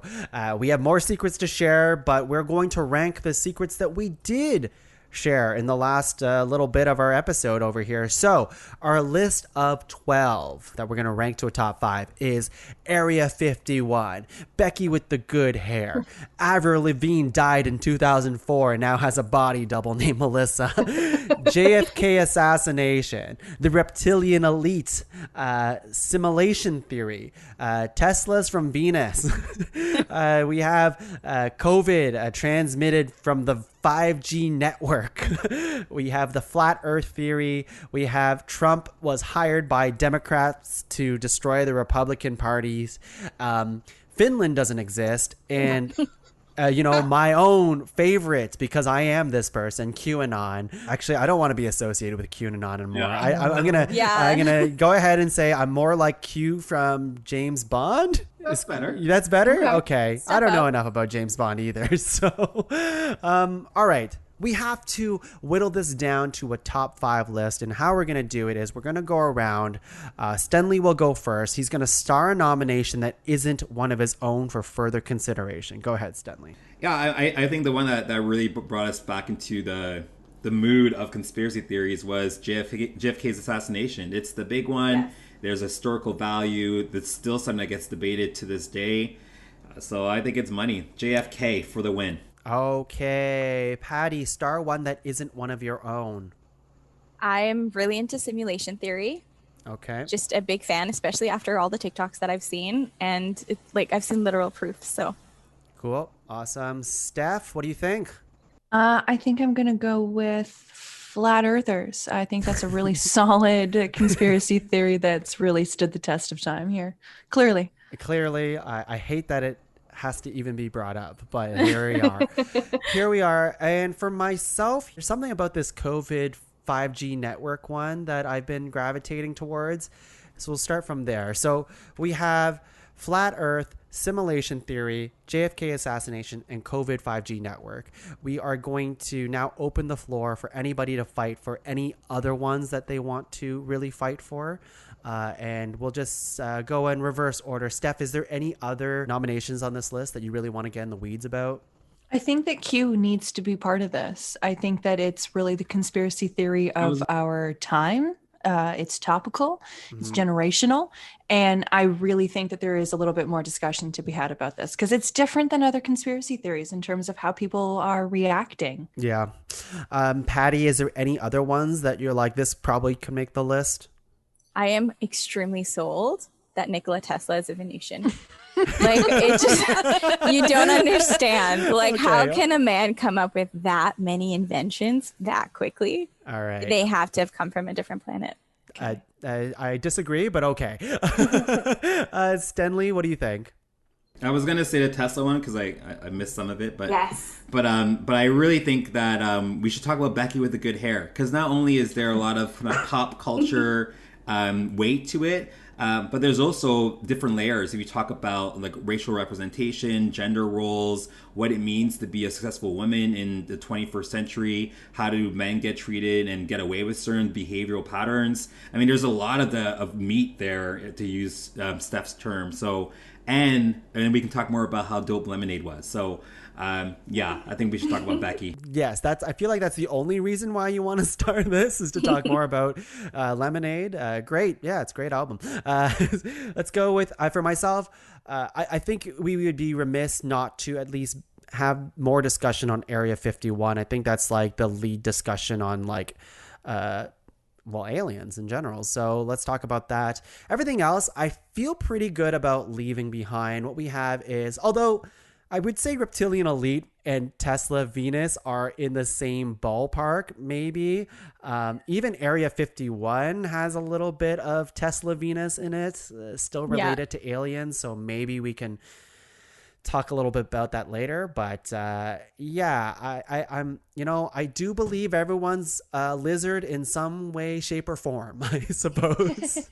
Patty, what do you think? You were really sold on lizards as this podcast continued. It's really interesting because, when you initially said it, I was like, absolutely no, that makes no sense. But now that I think about it, like even with QAnon, like it kind of makes sense. Things are kind of adding up. Like, why are these people in power? What is it that they're doing with their power? Just like the fact that it doesn't make sense makes it make more sense. I think there is a level of me not doing enough research to really sell the reptilian theory, but just on another glance note here, the David Icke's like original speculation of the Anunnaki is the lizard people. It incorporates really far right views, and it's positing they're all descendants from like an Aryan. It always ends up being Aryan master race for whatever reason, but that's where these lizard people also came from. But it also incorporates levels of dragons, Dracula, and draconian law, which is like starting to speak to me in a little way, not in the way that I believe it, but I'm like, cool, vampires, right? Like, yeah, well, there's this whole conspiracy theory that it was going to come up in my mentions list later, but that Prince Charles is a vampire. Yeah, I think that actually is related to this idea of lizard people as well. Like it's all kind of the same like school of thought there. But again, like I think there's like more interesting, believable conspiracy theories, even though I think this one's fun. It's probably can go, right? Yeah. Trump hired by Democrats to destroy Republican parties. I don't want to give the time or day to Trump. So that's where I'm at with that. Thoughts? Yeah, I'm good with that. Fair. Yep. I feel like we really beat that horse. Yeah. Yeah. Avril Lavigne died in 2004. This is too much for me. It's too much. Replaced by Melissa. I love that it's so specific that we have a name for her body double. It just kills me. It's just there's so many. We'll get into it later, possibly, but there's so many of like this celebrity died and now they're replaced with a body double. There's a huge list of these people. I'm like, okay, well, is everybody a body double? Is that the conspiracy theory now? Which goes back to my original question: are the reptilian elite like, you know, coming in at a certain point when these people are already in power or famous? Skrulls, man, they're Skrulls. You know what? You're selling me on the reptilian elite again, but I think we're okay for Avril Lavigne. But Finland doesn't exist. Thoughts on this? No, Finland exists. Yeah, I don't want to believe it doesn't exist. It's a beautiful country, beautiful people, great hockey players. So yeah, even if it's true, let's pretend like it's not. Okay, so what we have is the rest of them, which is Area 51, Flat Earth, Becky with the Good Hair, Simulation Theory, Tesla, Venus, JFK assassination, COVID 5G network, and QAnon. We have 8 starred. We need to shave off 3. I'm going to do what we usually do for every episode of Ranked, which is locks. So I'm going to read the list one more time, and I'm going to get a gut check from people. Locks have to be unanimous. I'm going to read the nomination. You'll say if it's a lock or not. And that just means that you feel strongly that this should be in the top 5. If they're not binding, it's just a way for us to whittle down this list a little bit further and see which ones on the outskirts we have to debate on. So with that said, Area 51, is that a lock or no lock? It's a lock for me. That's a lock for me too. I think it's a lock. I'm conflicted between Area 51 and Tesla. Just go with your gut, Okay. and we'll just go from there. Okay, lock. Okay. Flat Earth theory, lock or no lock? No lock. Not a lock. No lock. All right. I would have locked it, but that's okay. Becky with the good hair, lock or no lock? No lock. No. All right. Not a lock. Why did you start if you're not going to lock it, Stenley? More lockable things available. Yeah. Yeah. Simulation theory, lock or no lock? Lock. Lock it in. Lock. I'm on the fence. I'm on the fence, so I will not lock it yet. Ooh, I'll not lock. Okay. I didn't know that was an option to fence the not lock. So well, that's it's just like fence is not a lock. I think like lock is like, you know, for sure in your heart, this is top 5 material. okay. Tesla from Venus, lock or no lock? No lock. Lock. I'm gonna say lock because Yeah. of this poor Patty. Sorry, it's just if it was a different planet, maybe. Venus, too beautiful of a planet. Like, really, come on. But doesn't that just make it make more sense? No. Clearly breaking into factions 2 against 2 here. It's getting That's good. pretty obvious. That's how this podcast becomes 2 hours to 5. So JFK assassination, lock or no lock. That's a lock. That's a Hard hard lock. lock. Hard lock. Yeah. COVID 5G network, lock or no lock. Lock. Oh, No lock. No offense. No lock. Not there yet. And then QAnon, lock or no lock. Also on the fence. Okay. No lock. I would have locked that one personally. I'm going to lock that one personally. Okay. Too. So what we've really narrowed down is 2, which is good. That still work. We got Area 51 and JFK assassination on the list tentatively. The other ones that we can, start discussing is flat Earth, Becky with the good hair, simulation theory, Tesla, Venus, COVID 5G network, and QAnon. We have to cut 3 of these. I think right away, I think we should talk about Becky with the good hair. This seems like an easy way for me, it's an easy trim. Me too. Sorry. Me too. It's more political than it is conspiracy theory. Yeah. Sten? I'll just say that they're, in 2016, Beyonce and Jay-Z were JFK, right? Like they were the power people, and in some ways they still are. And so to have them be part of this massive moment, like I don't think we've ever seen another celebrity couple be in that moment, in that elevator where they are both there. The Beyonce's sister is striking the husband, and we don't have the audio, so we don't even know what led to it or what caused it. And that blew up so many things. And this is a very private couple that then decided to use that moment to then create 3 of the most amazing pop albums: Lemonade, 444, and The Carters, I think it's called. No, whatever it's called, the third one.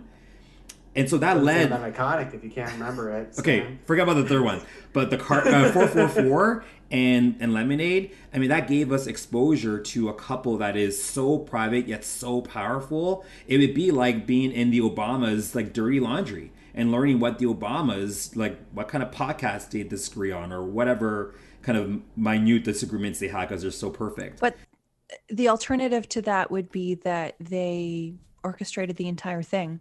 They actually knew that what they were going to do was going to make them a lot of money. It was going to generate a lot of attention and publicity.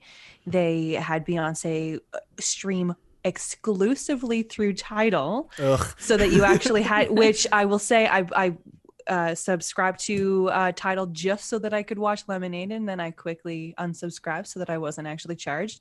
But still, you're pushing everybody to your particular platforms so that they spend money with you, and it's all on content that you have created. Is it actually based on real life, or did you just capitalize on the fact that there are people who are interested in you enough to go that far? And here are the parallels of JFK, because if we are to believe or to conspire that the government had something to do with the assassination of their own president, like they are actually behind killing one of the most popular presidents in history, for them to actually, Jay-Z and Beyonce, to assassinate their own public image for the sake of creating this amazing marketing rollout plan is super controversial, but also bleeds into the conspiracy that this thing maybe was all made up. Maybe Becky with the good hair is Beyonce.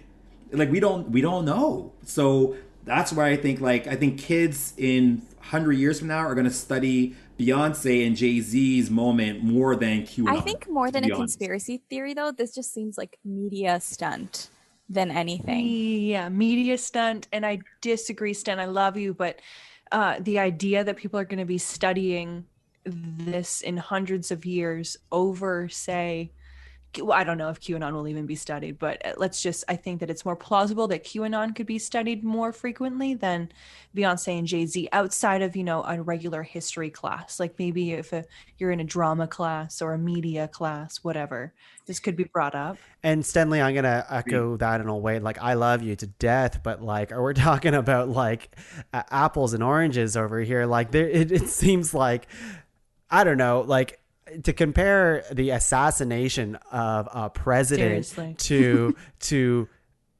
you know, pop culture icons, which ultimately really doesn't matter in the grand scheme of things. Yes, they're influential to a subset of people. Yes, but they are not. They're not the president of the United States. And they I'll be didn't honest with you. assassinate their careers, as you said. I really, really did appreciate the connection that you brought in there. But they did not assassinate their careers because they profited heavily off of those 4 albums. So there's no way that they assassinated anything. They are still extremely culturally relevant, if not more so now than they were before. And their cash in terms of money, as well as just their notoriety, has continued to explode. Like, I honestly feel like they're just on a different level now. Like, Beyonce was Beyonce, and now it's just Beyonce and Jay-Z. Nobody even talks about it because they're on a completely different level now. They got champagne that's $1 gajillion. Like, Yeah. So then which one is it? Is it that these people are below the presidency that it isn't worth discussing, or is it that they're so above everyone else culturally that we shouldn't discuss it, right? Like, you can't say in the same breath that they're not going to be remembered like a president will be because they're celebrities, but then also say that and recognize that in 2021 the presidency does not mean the same that it used to. Trump ruined that. So we no longer look at the White House like we used to look at it. It is just a place where things happen, but there are more consequential things that are happening on the streets. Beyonce and Jay-Z have changed the narrative of what it means to be an impactful celebrity without providing these people, the people being us, actual unfiltered access to their celebrity. They are the perfect machine. And so I think that's something that's going to be studied in marketing classes, in history classes, in cultural classes. It's possible, but I'll be honest with you, Sten. Like, I hear on the new, and then maybe this is just what's catered to my like Twitter and to like what I consume on content and stuff like that. But I would say I'm pretty tapped into pop culture in general. But like, as someone on the outside, does not remember this moment in history as much as you did, I guess. Like, I remember seeing maybe a snippet of a video online about that elevator thing, but it wasn't a thing that like I even remembered until you brought it up today. And that might say something about the ripple effect to people that, like, when I think of like the presidency and stuff like that, that is something that affects, no matter the legitimacy of it or not, it's something that's discussed with everybody.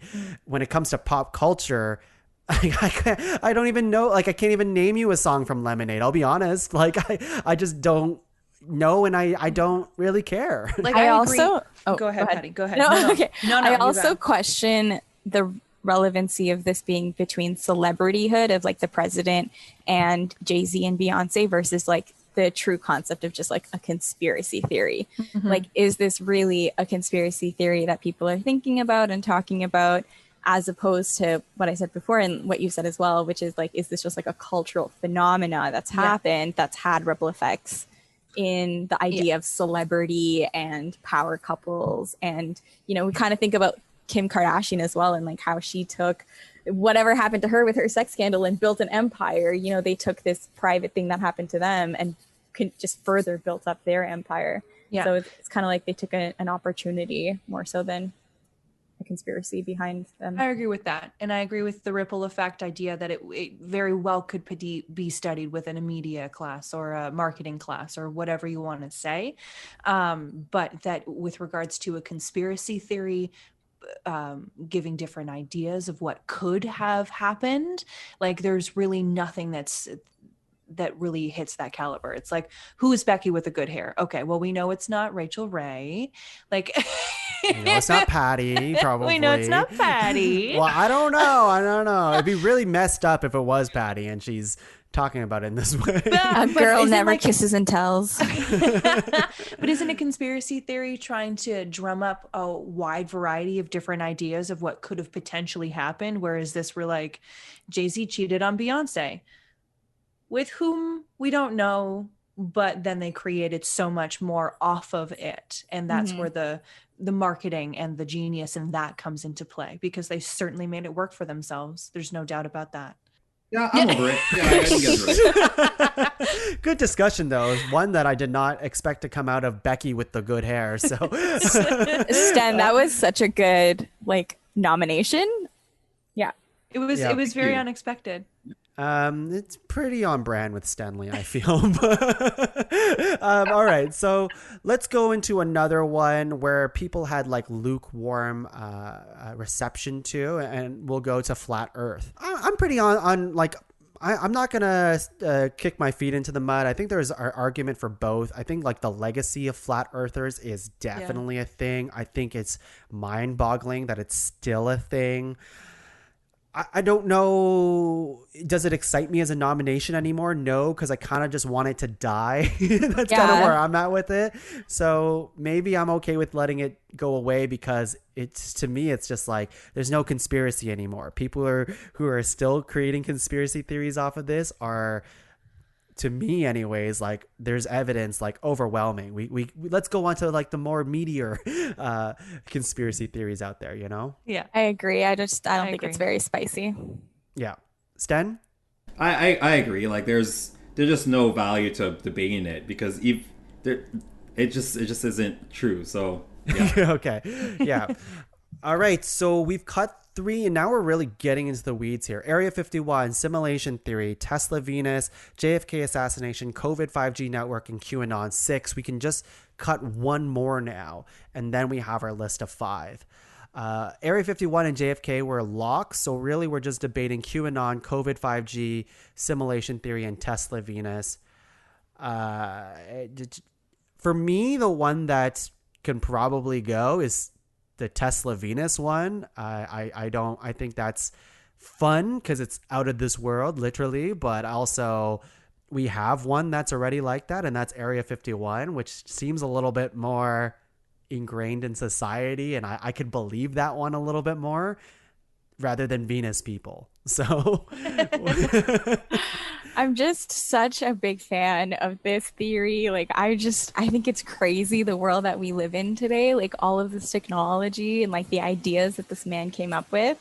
I'm just like, it's so out of this world. And especially with that FBI document coming out, I'm a big fan of this, but I won't fight it to death if everybody is like, well, let's see. wants Maybe to drop it. Everyone else is super on board with it. I'm not sure. That's just my feelings. Sten, what are you feeling is the weakest link of the 4? Of the 4, I would definitely say Tesla, only because it brings up so many more questions about Venus people in general. Then there's clearly a community of people that are living on Venus that are sending them down. What does this mean? Are they, light years ahead of us in terms of technology, history, et cetera, et cetera? Are they watching us? Have they been watching us, and for how long? Like, why are they sending people down? Are they recognizing that there's a need for the human race at that particular moment in time? Is the human race acceptable to that innovation in that moment of time? Like, there's so many different levels to it that goes beyond just him being from Venus. Like, which I need to know more about the Venus spicier. people. I think the freshness and newness of it makes it even more exciting. It's like, we already know about Area 51. What about the Venus people? Yeah, I can see that argument. But based on our ground rules, Patty, like, how many people have bought into it? This is the first time I've ever heard of it. Yeah. That was my rule too. Stenley, yourself, when you look at this list, the last list of 4 over here, what do you think is the one that you think can go? Yeah, I think the Tesla Venus people, just because you can capture it into like you said, Area 51, because Venus would categorize or qualify as aliens, so you can capture them there, or in the simulation theory as well. Maybe they're the ones who are the architects of the simulation, and they just put themselves in the game because they want to like play it. So I think we can kind of lose that one and do a deeper dive into like COVID and in general, and then QAnon, of course. So. Yeah, I'm cool with I'll take the L. I'll take the L. All right. All right. So what we have here is Area 51, simulation theory, JFK assassination, COVID, and QAnon. 3 of Steph's nominations, which is clear because she did the most research. She deserves it. But this is not a competition. It's a group list over here. So we are going to start from number 5 and work our way to 1. What do you guys think number 5 is? Or actually, before we get to that, I really want to know, Patty, your fascination with Venus has really sparked some creativity in my brain. If you were to be sent to a planet as like, you're from Earth, you are from Earth, what planet would you go Supposedly. to help out and spill your genius to? That's such a good question. First of all, there's a very close space in my heart for Venus because I am a Taurus and Tauruses are ruled by Venus. Okay. So hence my obsession with Venus. But I think if I was to go somewhere else, I would go to Jupiter. All right. Yeah, I'm just so into the stormy nature. It's just like, All right. what's happening there? You know? Stan, pick a planet to change. You're going to take over this planet, or maybe inspire people with your rapping. What do you got? Yeah, well, you know, as we see in culture, everything that's old becomes new again. So I would bring Pluto back. I think Pluto needs to have some type of a comeback, and I would love to be like the creative designer behind Pluto's comeback and awesome rise to fame. So Pluto, we're making a comeback, baby, 2022. I thought Pluto was back in. I thought Pluto was not a planet. Now it's a planet again. Did it change again? What? It's back again? I thought it was back again, but even still, you know, Pluto's really small. you might get kind of tired about it. So I like to be with the people, the smaller folks that maybe are being ignored by society. That's my type of ballpark. So yeah, put me with the smallest planet. Great. And last but not least, Steph, which planet would you like to, let's just say, rule, because you're a goddess. So Let's go with Saturn. Now, did you say Saturn, Patty? I can't remember. Sorry. I said You Jupiter. did say Jupiter. Okay, so let me go with Saturn. There's many moons that I could rule upon Saturn. I feel like I would try to figure out how to harness some sort of technology to be able to create like a ride around the rings. That's what you use your powers for, is this, how can I capitalize on an amusement park type of situation on Why Saturn? not? Like, I want to see how fast I can go around the rings. Can people come and actually visit that? Am I ruling all of these moons? And are there people, aliens, any version of such? Do they exist on all of these multiple moons? Like, what am I inheriting here? I think there's a lot to explore there. That's I great. have so many sci-fi references for just like every single thing that we've been talking about. I wanted, like, Doctor Who has come up so many times, just like in my head. So Wow.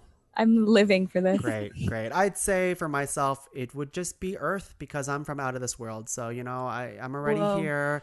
I'm already changing lives with the pod cavern. I'm already incepted you guys all to accept me as a human being.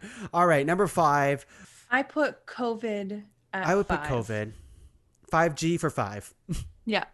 I mean, like, COVID is eventually going to go the way of, obviously, the Spanish flu. It will be something that we all experienced, and it's going to be like a hell of a story for future generations. And it sucks that we're currently living it, but I think that we are going to look back on this time with a bit of fear generally, but also maybe just some goodwill. I mean, I have certainly enjoyed certain pieces of this pandemic and being at home, and there's upsides that are there for sure. I mean, there's a ton of downsides, and I'm not trying to downplay or minimize what other people have potentially been experiencing, because it has been very rough on a lot of people.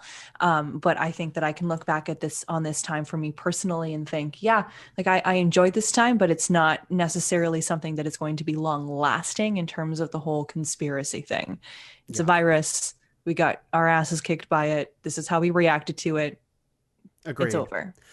Yeah, I like, to me, this one is more like it's very relevant to today, and I love the idea of 5G network being the evil.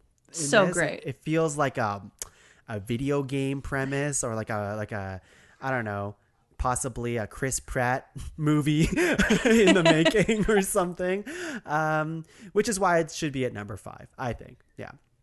Did you see Ryan Reynolds' photo of him getting the vaccine? His caption was upgrading to 5G. Amazing. He is a national treasure. So yeah, he's the real conspiracy theory. How is he so hot and funny? Who knows? Number 4. What do we think? I would put QAnon. I'm just not as into that conspiracy theory. So that's my nomination for number 4. I can see it. Yeah, I agree. Number 4. I think like the other ones have much more kind of lasting impacts. I think QAnon is, again, very to like today's flavor, and And there have been other forms of QAnon before. There'll be new versions of it later. But the other ones that we're looking at, I think, have some staying power. So See, I'm not going to die on that hill, but I am just going to say this, that I do believe that Q was just a little bit different from other conspiracy theories, only because you have a lot of elected representatives now who truly believe in this conspiracy theory that are representing different jurisdictions and people within Congress, which I think is very scary. You have an entire group of people. It's different than like 9/11 truthers or flat earthers or people who think that global warming isn't true. It goes so much deeper than that, and it's affecting how people are interacting with other people.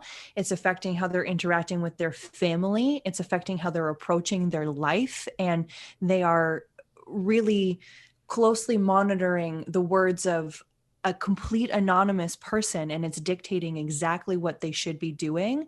Though I do feel that that could be very much a flavor of the moment. I also feel like this, because it has penetrated into the political sphere so much, that it's done. That it's really spread way too far at this point, that I really do think that the GOP party has kind of screwed themselves because they've agreed to Q and all of these baseless theories. But at the same time, who am I? I agree with you, Steph. I can see in a different group of people, possibly QAnon might be number one in a lot of cases, because it's such a super relevant thing. You are right. The amount of stories and videos that I was doing research on in preparation for this podcast, and even before that, just hearing the words QAnon, it sounds like families are broken from people who have quite literally drank the Kool-Aid on the idea of QAnon. And like, I think like Brian from the Backstreet Boys, like no joke, is under that umbrella too. And Kevin from the Backstreet Boys is like, I lost my, like, someone entirely close to me to QAnon because of his wife convinced him it was a thing. And that's a thing. And that's wild. It's hard to see because it's such I shouldn't say it's a new thing, but QAnon, that terminology is fairly new, I would say. And it's hard to see where it goes from here and the lasting legacy of it. But certainly right now it is the hot button conspiracy theory of 2021. Sure. Yeah. I'm concerned about just the lasting effect of what it does to people and people's families, people's perspectives, political point of views, that kind of thing. Because I think that it will just have a very negative effect on how people approach things. But I will agree that it's fine. Yeah. You know what the thing is about it is like, it kind of just bums me out more than anything. It's kind of depressing. It's like, oh man, this conspiracy theory is not fun. It's real and it's happening. I don't want to talk about it. I want to talk about aliens. I mean, for me, like, I just really like the idea of like wacky thoughts that like groups of people will fall behind that are just so ridiculous. Yeah. And with this one, it's like there's aspects of wackiness, but too many people believe it. And it's just, especially what you said, Steph, like real political officials that are elected into Congress are spouting this stuff. That is, no matter what, dangerous to everybody. So, yeah. Which is why I think that celebrities should still become politicians, because our real politicians who have political backgrounds that have done this for their entire lives actually believe in QAnon and are drinking a Kool-Aid and are using that to push their agendas and their policies. So I don't think we should be so... I get that QAnon is something very kind of today, but there have been influencers that have influenced policies and politics for as long as we can remember, and that will continue on. They'll just kind of shift into something different. So while right now it is so prevalent, it's scary, I think in 20 years when the next far right or far left president is elected and there's another kind of counterbalance that happens, we'll totally forget what QAnon really stood for back then. Yeah. We'll see. I guess it's all speculative, which is what it doesn't give it enough meat to climb the list. I think it's too It's too fresh. What is number 3? Simulation theory. I know. This is so Sten's top. I know it is. This is my top 3. Like, I feel like JFK, simulation, and then Area 51. Yeah, I mean, like, this is great. I feel like we really hit the 3, right? This is what we're looking at. Yeah. I think, truthfully, for me, it can be in any order. Actually, to me, simulation theory is probably number 3. That's where I'm hitting. The way that Patty just said it was JFK, Area 51, simulation. Like, that is exactly how I would. No, put I it. said it the opposite way. I said the way that I just put simulation. Wait, what's number 3? Steph, what would your number 3 be? Mine is simulation. Patty's is not. Okay. Mine is Area 51. And Stenley? I would say Area 51 as well. Holy shit, that's a standstill right there. Okay. Mine would be simulation theory. So we agree, though, that JFK is number 1. So we're just battling over 2 and 3. Let's tease it out. Who knows? Let's talk about simulation theory a little bit more. I think I love this theory. It's great. Also bums me out. And that's kind of what that's the tipping point for me. But Stenley, let's hear from you. What makes you love this so much? Yeah, because I think it helps to explain a lot of things that are unexplainable, and it also isn't always a negative thing. Like TikTok is freaking amazing, right? Like, and it's super cool that whoever these makers are decided to put in this kind of distracted application that allows a lot of young people to connect and be creative and innovative and so on. So I don't think there's always like this negative kind of lens. But the reason why I would put it number 1 is because I think it's the overarching kind of idea that we are not necessarily in control of everything that's happening. And that's a scary proposition because we don't know if we're alone or not, right? We don't have that proof yet. We don't always understand certain things, like how does Trump get elected? How does a president get assassinated? How did Trump not get assassinated? But JFK did. Like all of these things you kind of question, and I think the simulation theory allows us to create a way of explaining. It's the most scientific version of a conspiracy theory. I recently watched this video of Jim Carrey interviewing on Jimmy Kimmel, and he like talks about how he's like, yeah, like I've left playing the character of Jim Carrey, and now I'm just part of the world experiencing the character of Jim Carrey. Whoa. And I was like, whoa. And that just sold me on the whole idea of simulation theory. Like, we're all just experiencing these characters of ourselves, when we go to that higher level of the game. So it's just such an interesting concept to me that I'm so sold on it being like really high up. I really like that quote, Patty, but what would sell me more is if you did it in like Jim Carrey's accent and like did in the character of Jim Carrey. So if you want to take it again, go ahead. I don't even know how Jim Carrey talks. Just quote any of his movies. Somebody we watched stop Liar, me. Liar last night. That's so funny that you've brought him up.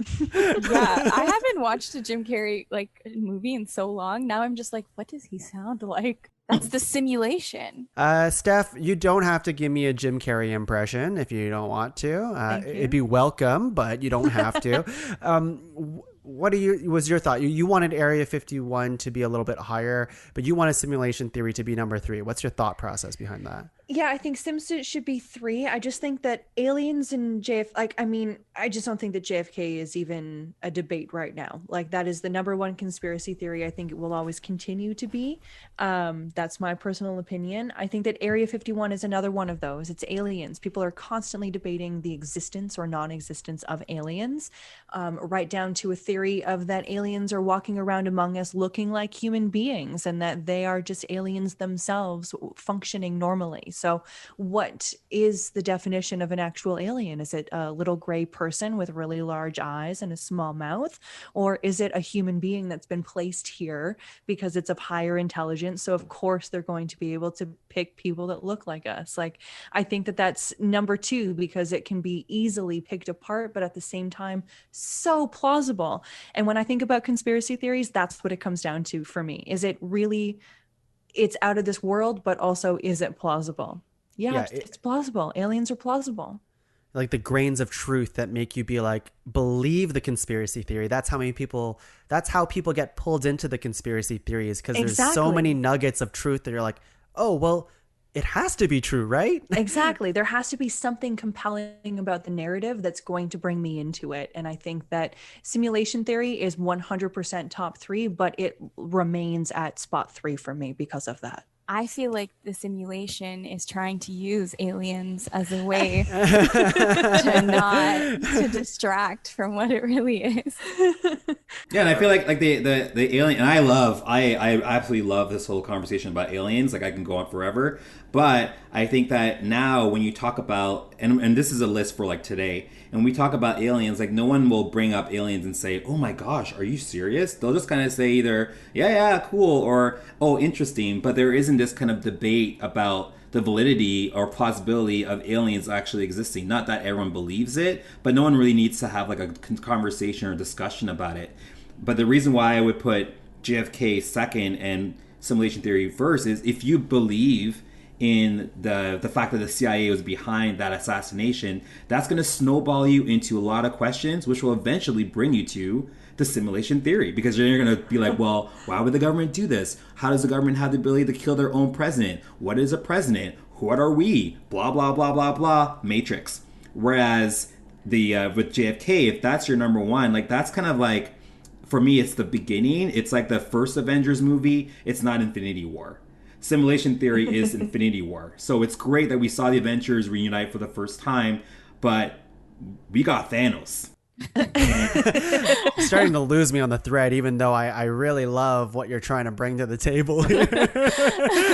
I agree with what Sten is saying, though. Like, I think like a truly great conspiracy theory makes people think and argue and debate about its possibility. Whereas with aliens, it's a great conspiracy theory. Obviously, it's in the top 5, but is it something that like sparks these like huge debates? I think for a lot of people, it's just like, there's definitely aliens out there. It's just a matter of what they're like. Mm-hmm. That's interesting. I'm kind of tossed up. I still lean Area 51 is better personally. I mean, like Stenley started getting me on the whole Avengers thing, but then you started losing the thread a little bit by naming more movies. So like you didn't even mention Age of Ultron. So like, I mean, like, come on. This is tough.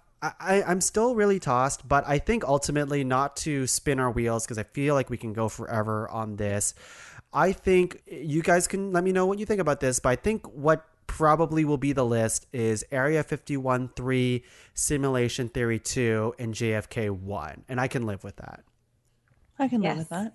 I can live with that too. That's fine.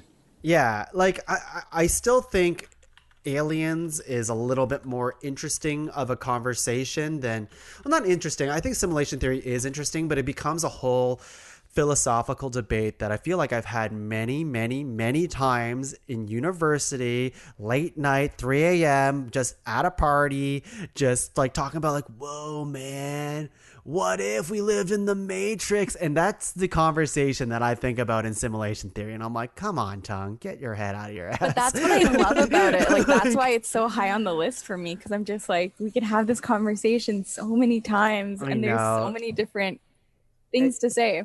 It's true, and just like philosophy, it just never ends, that conversation. You're right, but it also brings up, like for me and Patty, we were talking about this before, is the idea that there are certain things like, oh, we're in the simulation. Come on, like ultimately that's silly. But then the idea of money, like how we all just kind of accept that yes, there's a finite amount of money when it's actually now just code. Like you just go to your bank and they put an extra 0 and you have an extra amount of money that's available to you. And if they don't do that, then you don't have it. Money is a conspiracy. Yes, like that. But that we accept and we just kind of say it's real. But the idea that our actual existence is in question is something that we shouldn't actually be looking at. I think that's what makes it a great conspiracy. And that's why it should be number 1. But I'm okay with JFK being I think there's enough for me to like, and I won't spend the time here. I just think there's enough for me to be like break down simulation theory a little bit more. Like, how come I don't have an extra 0 in my bank account? That's what's like, why don't I have a third arm or a 4th nipple? Well, I need a 3rd nipple first, I guess, before I can get the 4th. You know what I mean? There's these questions about simulation theory that I get it, Stan. I get it. It really is just the philosophy of life. That's what it ends up being.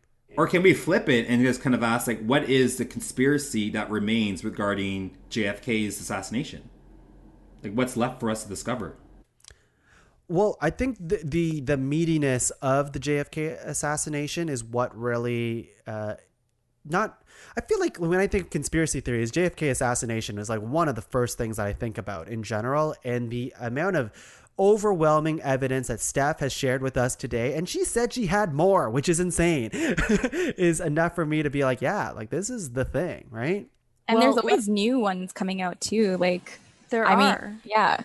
Let me just leave you with this in terms of the JFK. So he actually said this exact quote to one of his assistants right before getting onto the plane to head to Dallas before he was killed. Okay. If anybody really wanted to shoot the president of the United States, it would not be a difficult job. All one would have to do is get into a high building someday with a telescopic rifle. There is nothing anybody could do to defend against such an attempt. It's literally what he said hours before he left, before he was shot. So, coincidental? Did he order his own hit? Like, that's the other thing. There's so many things that I think that are left unexplored yet with this particular conspiracy. Interesting. Well, if you're looking for another theory, watch Umbrella Academy. Yeah, there's another one. Yeah. JFK is a lizard. That's what I think. Number 5, COVID 5G network. Number 4, QAnon. Number 3, Area 51. Number 2, simulation theory. And number 1, JFK assassination. Holy shit. What a whirlwind of emotion and discussion. Really good discussion today, I have to say. But we're not done. We got to go through honorable mentions, but we'll make it quick. Stenley is going to just rapid fire the rest of his honorable mentions. Go ahead. Okay, so I have Meghan Markle didn't know who Prince Harry was when she first met him. Come on.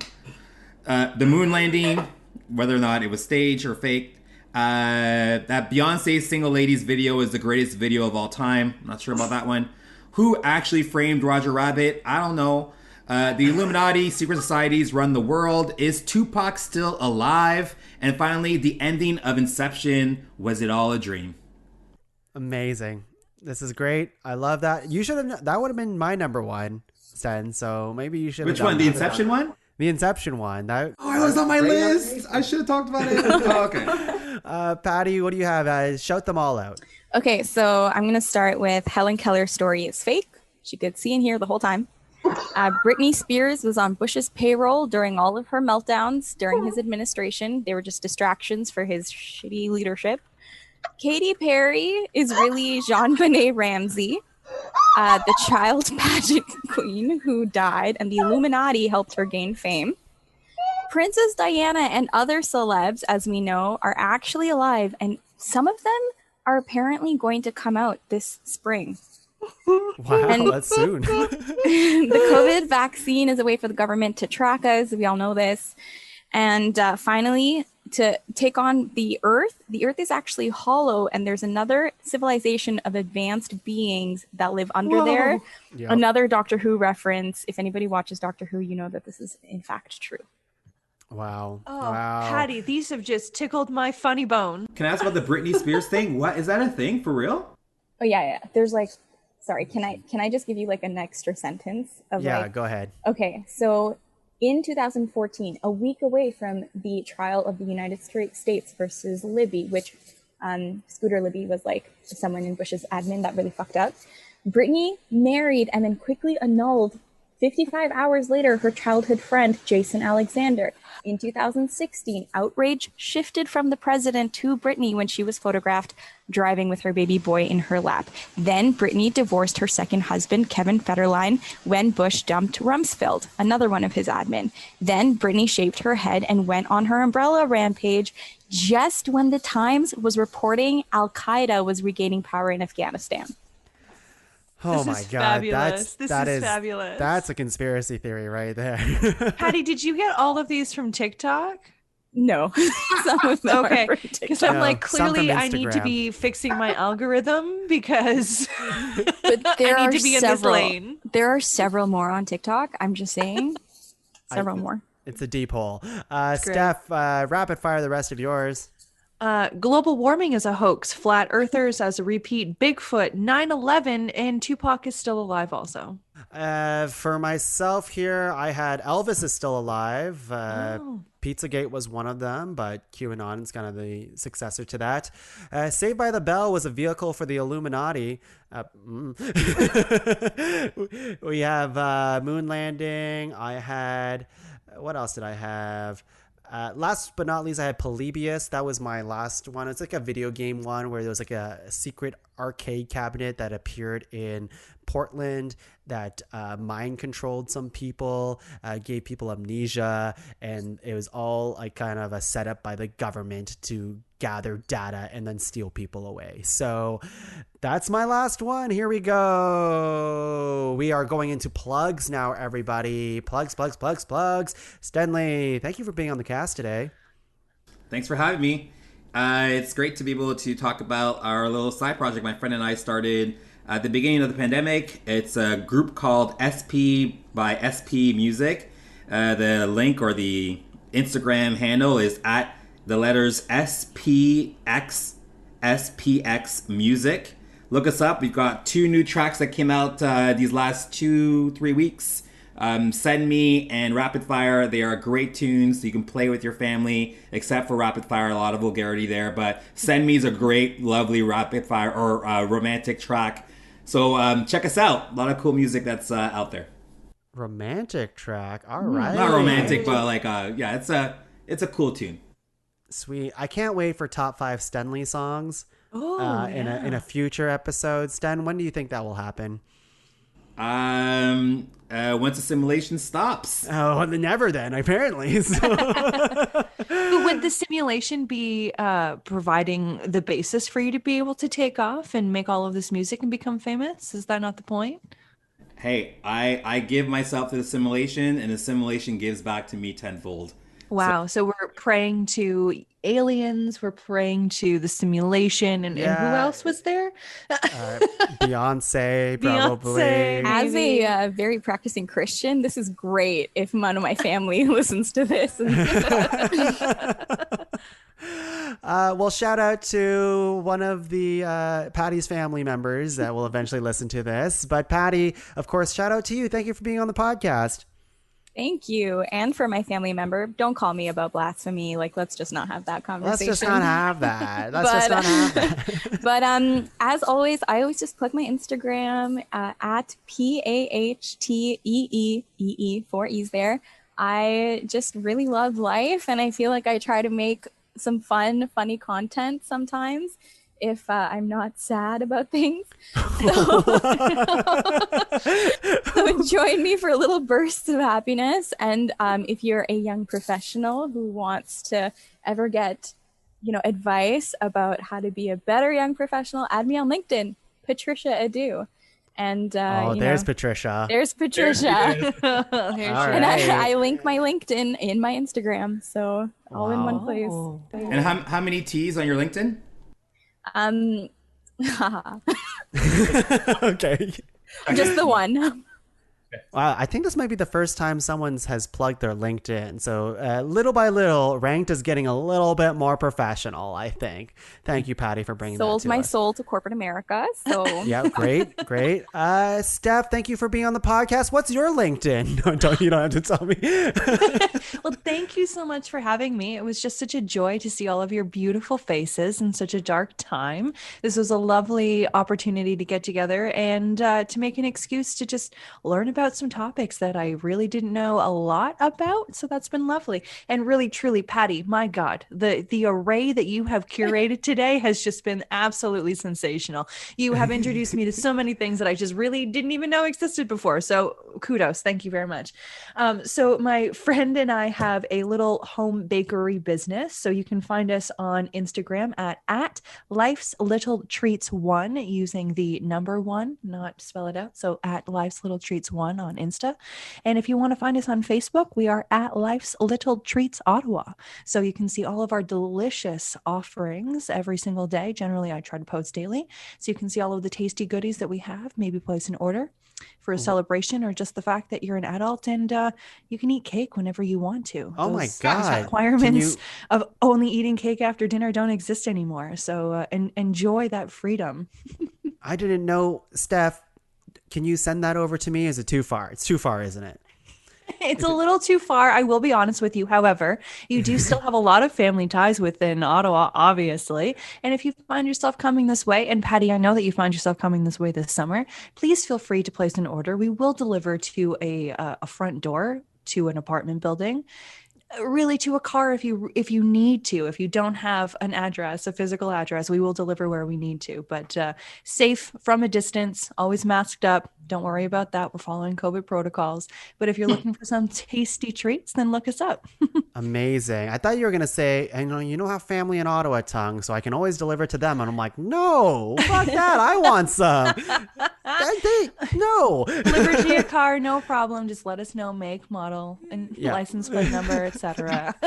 What is the tastiest treat that you have made? Or, I mean, they're all tasty, I'm sure. But what is the flagship? That's a really great question. I think that any kind of cupcake that has some sort of a homemade jam filling in it is really my jam.